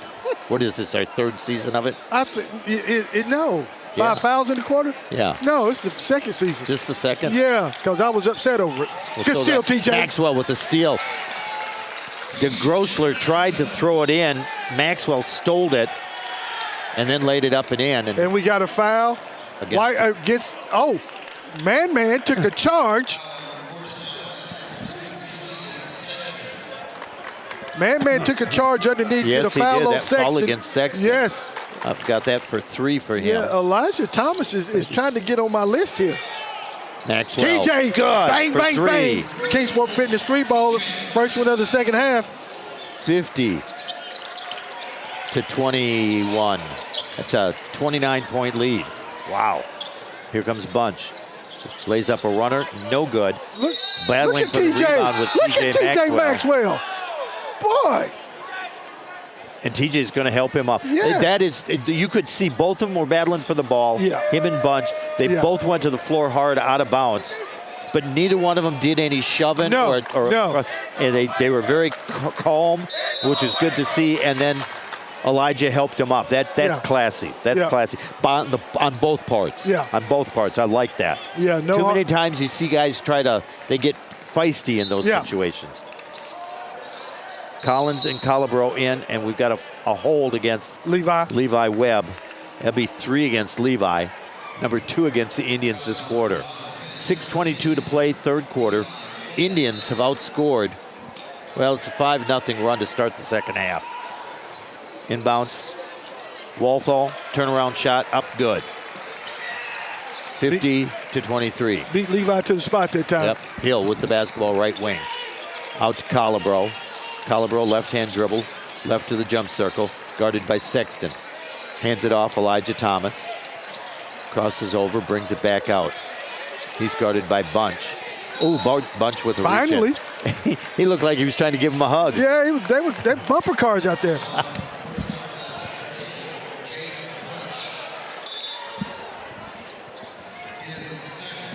That's the second against Bunch. Jalen Thomas will trigger it, and that's team second. Jalen Thomas will trigger it in front court left side. Cutlip into the game for the Indians. Backdoor pass, TJ Maxwell. There you go. Catches in the air and just lays it in without coming down. 52 to 23 Indians. Back up 29 again. Bunch with the basketball, guarded by Jalen Thomas. Here comes Elijah to double team, throws it in the front court to Williams. Turns, driving against Levi Webb. Foul against Webb. That's going to be 4 against Levi. Yeah, Levi, you slapped down. That's why they called a foul on you, buddy. He's trying to block the shot. Yep. Should have just put his hand straight Yep. up. Williams, who is 3 for 3 or 3 for 4? 3 for 3. Will go to the line to shoot 2. Garrison Jones getting ready to check in, probably for Levi. Yeah. My cheering section behind me is quiet now. I'm Yep. a little disappointed. Yeah, they quieted down. Yeah. Well, they're too busy talking to each other. That's A what they're little doing. disappointed. A little disappointed in that. The light made a lot of noise in the first half. Williams first is up and good. He's got 8 points, half of them coming from the free throw line. What is he, a junior, sophomore? He is a junior, 6'1" Man, junior. He is a good-looking athlete. Yep. See him playing middle linebacker or either free safety and tailback. Now I'm thinking wide receiver. A little bit. He can play all of them. Free throw up and good. He's perfect from the line. 9 points. 52-25, Dobyns-Bennett. Jalen Thomas, front court. Guarded by Sexton, goes right side Maxwell. Over to Elijah Thomas. Stops, pops a 3. Good. Bang, bang, bang. You reach, I teach. Another Kingsport Fitness 3-ball. Man. 55-25. It's a 30-point lead with 5:19 left in the third quarter. Bunch gets through the defense, misses the layup. Garrison Jones with it. Rebound, outlet, Jalen Thomas. Over to Elijah, left side. Left-hand dribble, backs it back out. Jalen over to the right side. Maxwell, right wing. Wanted to go to Garrison Jones, but DeGrossler was in front of him. Yeah. Maxwell, Jalen Thomas left of the jump circle. He's guarded by Bunch. Need to break the count, gets it to Cutlip, right wing. Ooh. Left-hand dribble, he's guarded by Walthall. Walthall trying to muscle him. Gets it over to Maxwell, and a timeout called Chris Poor. 30-second. Yep. 4:38 remaining in the third quarter. Dobyns-Bennett leading it by 30. 55-25. Who would have thought? I don't know. Not me. You did. I knew it was going to be tough. I thought knew it was going to be a physical game, but I didn't think the Tribe, they have shot. This is probably the best they've shot at the Buck Van Huss Dome in years. Yeah. And we've seen some good shooting here. Yeah. But this is the best we've seen in a few years. Yeah, they are really, and they're they're making layups. Elijah Thomas with 3 threes, Henry Hill with 3 threes, TJ Maxwell with 3 threes. Yeah. And then you throw Caden Cutlip in with 1. Yeah. He needs a couple more to catch up. Yeah, yeah. They're not giving him much room to shoot, though. No, and it's all coming within the flow of the offense. It's Yep. not a lot of one-on-one. It's all within Yep. the flow of the offense. Atwood within, Tyree Thomas in. Atwood in the paint, kicks it out, Tyree Thomas. Cutlip, right corner for 3, off, no good. Williams with the rebound. Over to No, who's checked in. Bunch, left-hand dribble, brings it up the left side of the floor. Crosses over against Elijah Thomas behind the back. Gets into the paint. Williams right side, out to No, between the rings. DeGrossler, left side. Sexton. We haven't seen Mahalico this half. Surprised. Down low, Sexton, good block. blocked by Tyree Thomas. Good block, Tyree. Wow. What a great job. Here Got a little bit on the body, but got all ball up top, and that's a good block, good no call. Atwood and Jones. Atwood's limping a little bit. That knee might be bothering him again. Yeah. Collins and Colabro in. Collins will front the pass. No, throws it over the top, gets it to Grossler. The Grossler left-hand dribble, stops at the elbow, ducks underneath, lays it up and good. Nice move. Yeah, a little European basketball there. Take a little Euro step, duck underneath, get a bucket. 55-27. Colabro with the basketball. Hill, Jones, and Atwood will all check back in. Next dead ball. Cutlip against Bunch. Spins. That's a push. Colabro in the left corner, drives baseline, stops. Tyree Thomas, Cutlip, Elijah Thomas left of the jump circle. Drives paint, throws up And the one. shoulder, good, and a foul. Man is playing like a man tonight. 57-27. Let's see if he makes a free throw this time. Foul against No.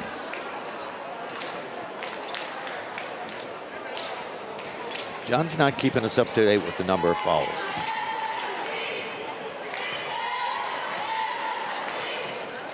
Elijah Thomas at the line. Get in there. There you go. Good. 58-27, a 31-point lead for the Indians with 3:18 remaining in the third. No will trigger it in, fronted by Henry Hill. Had to readjust his uniform wear, as the official said, son, your shirt is untucked too far. Sexton over to Bunch. Left hand dribble up the floor. At least he didn't make him come out of the game. He should have told him it was Untuck It brand. We've seen that where officials. Oh, yeah. Somebody's on the floor. Nope, Yeah. no, you got to leave because your shirt's not tucked in. Williams out high, guarded by Garrison Jones. Oh, good steal, Jones with the Garrison. steal. Lost the ball back. Give it to Gives him. it to Atwood. Oh, nice pass. Underneath Cutlip. Saves it into Hill. Right corner. Garrison Jones in the right corner. Back out to Hill. Hill driving, stops, pops. 15-footer, no good. Jones with the rebound. 8-foot, Bang, good. Bang, bang. 60-27. It's a 33-point lead. Good reward for Garrison Jones. He started it and he finished it. What a steal, huh? Yeah, it was. Bunch out high, right side for Morristown West. DeGrossler left side, no. Gets it to Sexton. DeGrossler right wing. Ooh. Sexton lost the ball, picks it back up. It was rolling away from him. And a timeout called by Joe Dobyns. Yeah. He does not like what he No, sees. he's a little upset with his team. Well, trailing 60-27 to a team that you figured you were going to play with when you came in here. Yeah. I'd say he's not real happy. Yeah, I would not want to be at their practice tomorrow. No, you know, you and I have talked about it off the air a little bit, and we talked about it on the air a little bit too. A lot of times, back in the old days, when games like this happen and there's no effort being put forth, there's not a lot of basketball being practiced at the next practice. We didn't have it that way. We had our practice, but then at the end of practice, we'd have to run suicides. Start at the end line, run to the free throw line, run to half court and back, run to three-quarter, and then run all the way to the end and back. Did you actually have to bend down and touch the line? Or yes, you had to touch the line with your hand. Okay. These youngsters don't know nothing about that. No. You ever had to run goat trails in the dome in here? How would I have done that? That's what I'm talking about. You should have seen. Yeah, we could have done something like that at our gym, though, too. Yeah. Mahalico, 3, left corner. No Look at Henry get up. Henry Hill goes high for the rebound. Out to Atwood, up the right side of the floor. And there's a foul Henry in Hill the with a back charge. No, just drew a cheap one on Henry. Yep. Number 2 against Henry. No, just drew a cheap one on Henry. And Coach Ford can't believe it. He was backing up and just basically stopped in front of Henry. Yeah. Henry ran into him, put his arms up to protect himself. Yeah. He gets called for the foul. His no goes down. And Coach is not happy.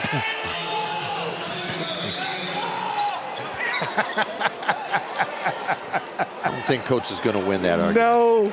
And you asked me why I don't coach, right? Yeah. Yeah, you'd have gone nuts. You'd have probably got thrown out of the game right there.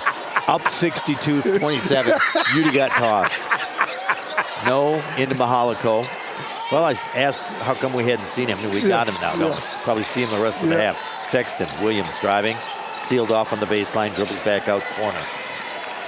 Out to the wing, out high left side, Sexton.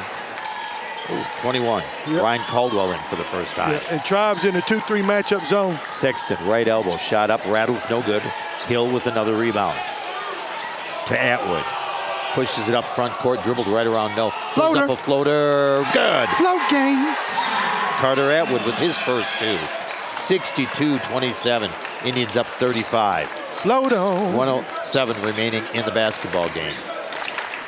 They can maintain this, we'll have a running clock in the fourth quarter. I think I said that earlier. Yeah, and I said there's no way it was going to happen against this team. Caldwell, left side, Williams driving, lays it up over Calabro, and good. Good. It's a good layup by Williams there. 62-29. Cutlip with the basketball, left wing. Left corner, Garrison Jones back out to Cutlip. Out to Atwood, left to the jump circle. 35 seconds remaining. Indians should hold for the last shot. Cutler passed up a three. Atwood left wing. Dribbles baseline, tapped away, saved by Calabro, but it goes to no. Long pass ahead, stolen by Cutler. Henry Hill driving, lays it up, no good. Get up, Carter. Atwood with the rebound, turnaround shot, no good. Hill with the rebound, puts it up with the left hand, won't again. go. Get up, Hill Henry. one more time. Oh my goodness, he Blocked got by mowed. Williams. Williams driving down the floor, past Atwood, lays it up, good. Really? Oh, wait a minute. Really? Really? Is that what we're doing?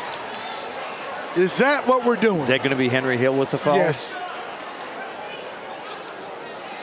Henry Hill picks up foul number 3. Williams with the basket. 62-31. Wow. Jones out. We could get Atwood one on out. this end, but they get one down here. Exactly. Wow. Webb and Jalen Thomas back in. And 64-31. And granted, it was a foul down here on this end, but nevertheless, there was a couple down this way too. Free throw up and good.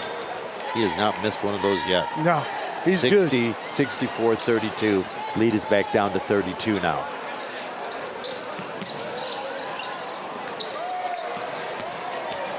Hill quickly into the front court, driving all the way in, lays it up. There you go, and Henry. good.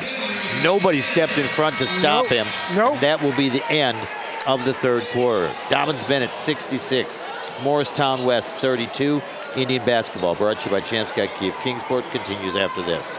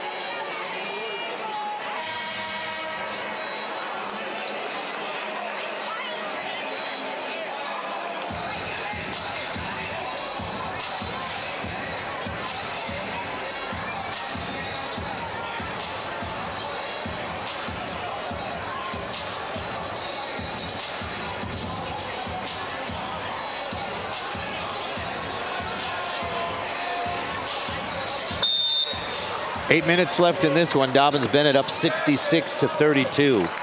Jalen Thomas with the basketball. Mahaliko all over him in the back court. He comes front court. Gets a pick from Levi Webb. He's got his hand all over him. That's Cutler, left wing. Out to Calabro. Launches a three. bang, Good. bang, bang. Another Kingsport Fitness 3-ball. Mr. Calabro. 69-32. And if I'm not mistaken, that's a 37-point lead. Roll clock, and roll. we'll have a running clock the rest of tonight. Oh, steal. Cutler. Oh, no. No. Ended up, DeGrossler picked it up. 15-footer straight away, no good. Long carom, nobody blocked him out. No. And we're going to have a jump ball as Jalen Thomas dives on the floor for the fumble. It is going to be Morristown West basketball on the possession arrow. Henry Hill out, Elijah Thomas in, TJ Maxwell in, and Collins in. Still got six out here. Somebody else is going to have to come out. Somebody got to go. Come out. And Jalen Jalen Thomas is going to run off the floor. The senior doing what he needs to do. Yep. He's over there, somebody's got to tell us what's going on. Yeah. We send 3 on, we got 6. DeGrossler, baseline left side, lobs it out to Williams. Left elbow extended. DeGrossler, left wing. Inside, Williams couldn't get the pass, and the Indians will get it back off the turnover. I like that look, though. That was a nice little look, curl right there by Williams and was it DeGrossler? How many turnovers is that for them now? That's 15. Did you mark that one down? Yes, I did. Okay, I didn't see it. Yeah. I had my head turned that way. That's all right. That's all right. I understand. You're old. Yeah, well, you're not exactly a spring chicken. No. Elijah Thomas to Maxwell down the right corner. Cutler driving baseline, circles back out. Maxwell, Elijah Thomas, left-hand dribble, free throw line. Give it to him. Calabro, corner, three, in and out, no good. Williams rebound. Bounce pass ahead, stolen by Calabro. Ahead, Maxwell. Cutlip reverses it up, There you good. go, KC. 71-32. Dobyns-Bennett, a 39-point lead. The Grossler, left wing, drives around, foul against Dobyns-Bennett. Anticipation. That's going to go against Elijah Thomas, number, is that 2 or 3 against him? That is his second. Team first. West will get it, baseline left side, to Grossler to trigger it in, and we do have the running clock. Grossler gets it into the corner, Mahalico. Drives baseline, got by Cutlip, reverses it up, missed it. Maxwell went high for the rebound, lost it out of bounds.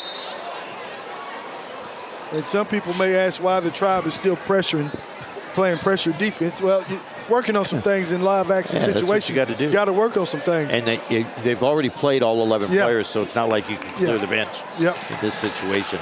Mahalico left corner, guarded by Cutlip. Yeah, you're not going to tell your guys to just stand and let them shoot. No. Caldwell with the basketball. Ball tapped away by Maxwell. There you go, TJ. Maxwell driving in, and foul against Caldwell. And he can't believe he called a foul on him. Now he should be shooting too. I don't know if they're going to give him it, but he was going in to shoot. Now they're going to say not. No, he was getting ready to go up for the shot, and Caldwell was all over him. But he tripped him, so he didn't get in the shooting motion. Calabro, Collins out. Tyree Thomas, Atwood in. Ball into Maxwell. Puts it on the floor, drives baseline, kicks it out right corner. Cutlip out to Atwood, back to Cutlip. Maxwell right corner. Elijah Thomas, left wing, 4-3, short. Following shot. Gets his own rebound. Drives in, shot up against Caldwell. There you go, there you go. 73-32, Indians up 41. Williams, Mahalico. Ahead, Walthall into the front court. He's going to drive paint. Give me that. Blocked by TJ Maxwell. There you go, TJ. Wow. I'll take that. You don't need it. Atwood. Oh, and he's mugged. Is that going to be Caldwell? Yeah. Caldwell looked up at the official like I didn't do anything, you know. As number 2 against Caldwell, team foul number 2 this quarter. He had Atwood wrapped up, both hands around his waist like he's picking him up and taking him to the grocery store or something. No back in. Fowler back in. They've got 6 on the floor now. Yeah, somebody must leave. It's going to be Mr. Caldwell. Carter's got his own cheering section back there. He does. He's going to trigger it in front court right side. To Cutlip. Cutlip. Had the 3, but Williams closed on him. Atwood with the basketball, backing it out high right side. Drives past Driving in, gets it to Tyree Thomas. To Calabro for 3, yes. Bang, bang, bang. Hockey assist for Tyree. Kingsport Fitness 3 ball and another turnover. 76-32, Dobyns-Bennett. And here comes Dax Collins in for Tyree Thomas. I think Dax is going to be in for the last. I don't know why Tyree's had a couple of open shots tonight and has not passes it up and throws. You know, he wants to get his teammates in the action. Got that assist right there. Garrison Jones driving baseline, lays it up good. Garrison flying high with a little finger roll. 78-32.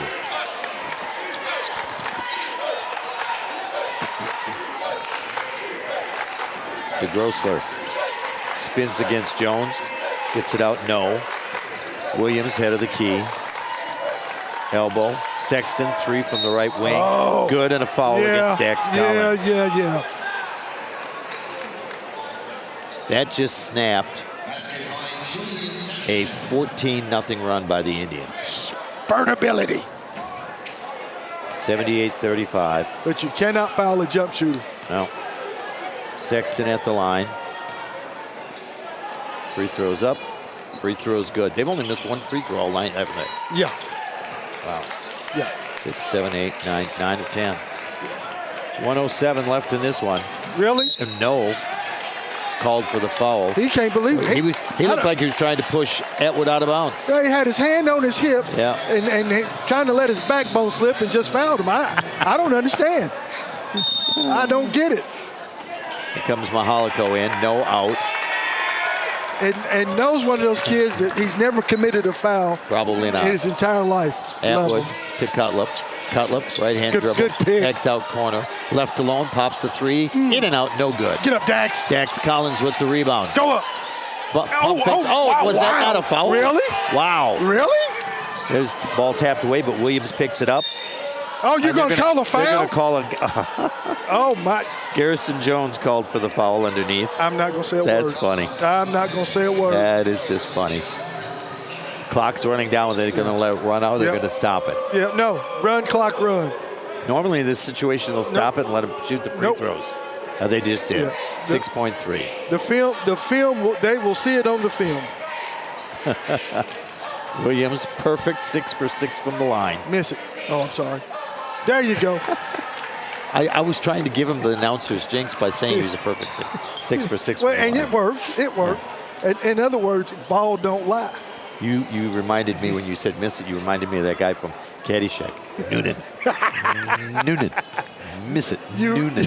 You realize not a lot of people are going to get that reference, right? Missed them both. Wow. Atwood with the rebound saves it to Jones. 2 seconds, one, and that's going to be the basketball game. Dobyns-Bennett wins it by a final score of 78-35. We'll begin our post-game show, our Trinity Memorial Center of Kingsport post-game show on Indian basketball, brought to you by Chance Guy Key of Kingsport, right after this.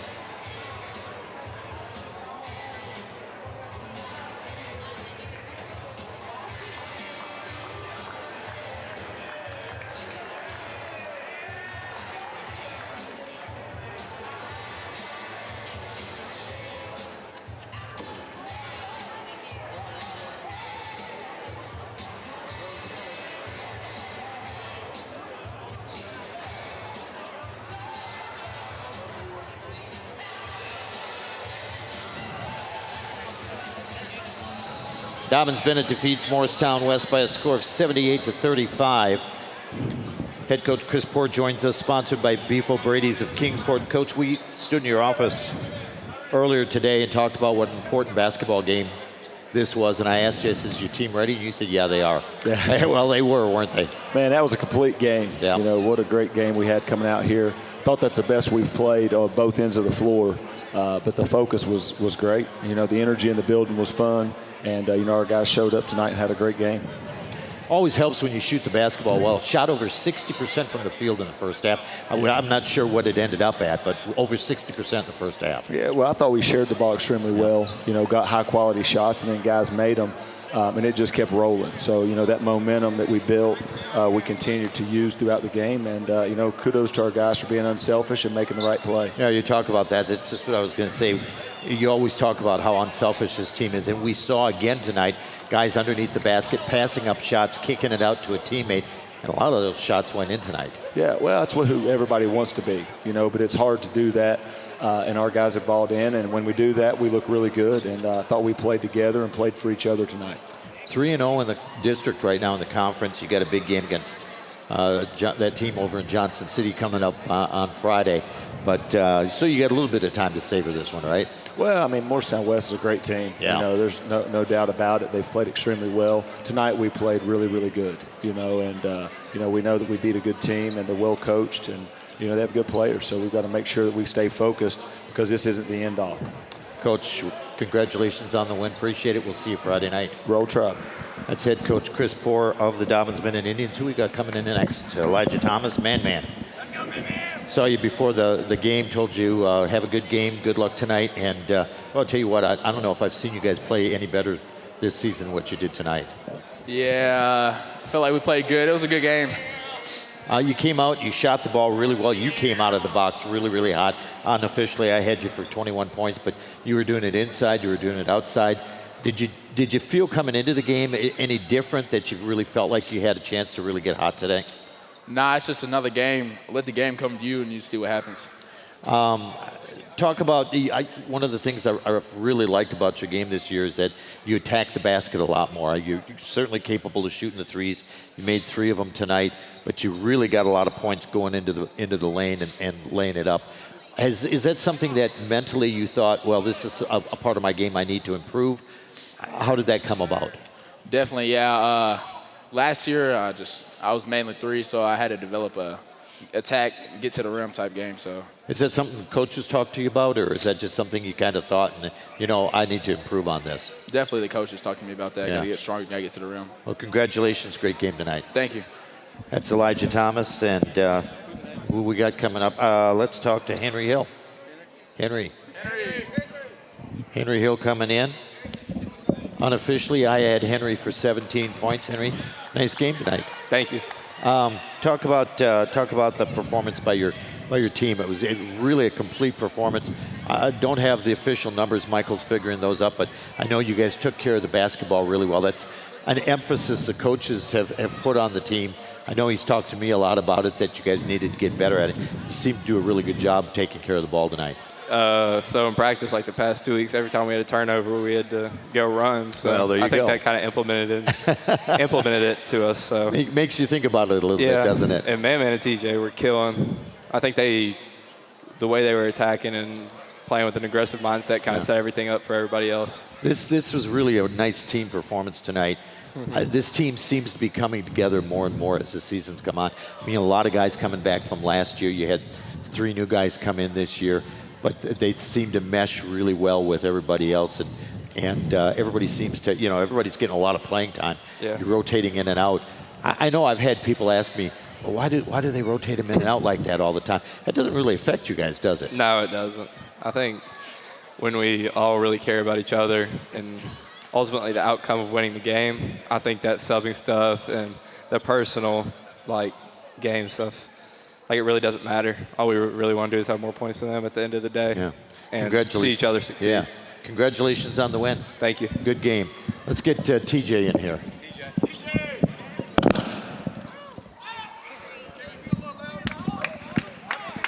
TJ Maxwell joining us unofficially. I had him for 16 points. Another Indian with 3 3-pointers tonight. Really a complete game. You had a really strong game on the boards, and it was a physical basketball game. And I know Coach told me beforehand that he expected it to be physical. You guys, this team seems to be able to handle that better than some of the Indians teams the last couple of years. What's the difference on that? Just practice. Practice has been a lot more intense. Practice has been a lot more intense than Yeah. it has these past few years. So everybody goes harder. It seems that with this team and 11 guys being able to play in every game, I'm guessing that gives you a lot more competition in practice when you go against each other too. Everybody makes everybody better. Yeah. I know a lot of guys are coming in early before school and shooting. That shows up in games like this, doesn't it? It does. Yeah. Work pays off. Yeah. Talk about coming into this season. What was in your mind as far as what you felt like you needed to improve on the most? I felt like I needed to improve on defense the most. Yeah. Defensive rebounding. Yeah. That's been a key point for you, and you've done very well with it. So congratulations, Thanks, great game. All right, TJ Maxwell with Dobyns-Bennett Indians as they win by a final score of 78-35. Let's go ahead and take a timeout. We'll be back with taking a look at stats and individual scoring as we continue on the Trinity Memorial Center of Kingsport postgame show, Indian Basketball, brought to you by Chance Guy Key of Kingsport, right after this.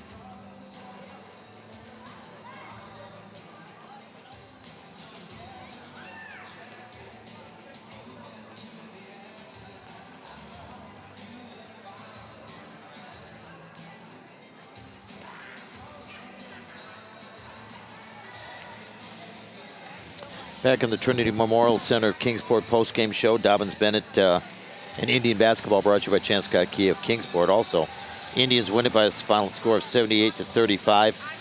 They outscored Morristown West in each quarter, 27-15 in the first, 18-6 in the second, 21-11 in the third, and 12-3 in the fourth when we had a running clock. Taking a look at adulthood insurance scoring recap for tonight, Jameer Williams leads Trojans with 14 points. He was the only one in double figures. Julian Sexton had 6. Jake Bunch had 5. Joey Mahalico and TJ Walthall with 4 each. Anderson Noe with 3 and Will DeGrossler with 2. Dobyns-Bennett led in scoring by Elijah Thomas with 21. Henry Hill with 17. TJ Maxwell with 16 as the Indians placed 3 in double figures. Garrison Jones, Lucas Calabro with 6 each. Caden Cutlip with 5. Levi Webb and Carter Atwood with 2. That's your Douthit Insurance scoring recap. Michael, you got stats. Oh, okay, here we go. Morristown West, 9 of 12 from the free throw line, 75%. I only have them with 13 rebounds. They were 13 of 33 from the floor for only 39%. 1 of 7 from behind the arc for 14%. And 18 turnovers, and come away with 36 points. For your Dobyns-Bennett Indians, they shot 50% all the way around tonight. So they did 12 of 23 from the three-point line, 52%. 32 of 54 from the floor, 59%. 2 of 4 from the free throw line, 50%. Tribe only turned the ball over 8 times and had 24 rebounds, and come away with 78 points tonight. So yeah. 18 turnovers for Morristown West, 14 made shots from the field. Yeah, that don't add up. Nope. That math ain't mathing. Time to name our Varsity Trophy player of the game. Varsity Trophy has customized trophies, awards, plaques, crystals, and acrylics, customized engraving for all your trophy and award needs. It's varsity trophy in Kingsport, not too far from where we're at right now. No, not. But as the crow flies, Levi Chapel could probably throw a ball from the back door, close to it. But very close. Very close to it. Well, who is our varsity trophy player? I think we've decided we're going to have players of the game. We're gonna tonight. go three. Yeah. Three varsity trophies players of the game: Elijah Thomas, Henry Hill, and TJ Maxwell. Elijah Thomas, 21 points, 4 rebounds. Yes. Henry Hill, 17 points, 5 rebounds. Yes. And TJ Maxwell, 16 points, 4 rebounds. 4 rebounds. Yes. And they were all very active defensively as well. Yes, very actively. Got some steals. But TJ and Elijah, they both had some assists. Also had a couple of hockey assists in there. That means they threw the pass that led to the other pass and got the bucket. So you get so you get the double assist. Yeah, you get the hockey assist. They call won't it. they won't be official. No. But I think that they should start doing that. But anyway. That's because you like hockey. Well, yeah, there you go. Yeah. That's gonna do it for us. Dobyns-Bennett wins at 78-35. We will be back in action on Friday, except first we'll have the Coaches Show from Center Street Grill and Smokehouse here in Kingsport, and that'll be Thursday from 5:30 to 6:30. Mm-hmm. And then hopefully, weather permitting, we'll be playing basketball in Johnson City against the Hilltoppers. Oh, man.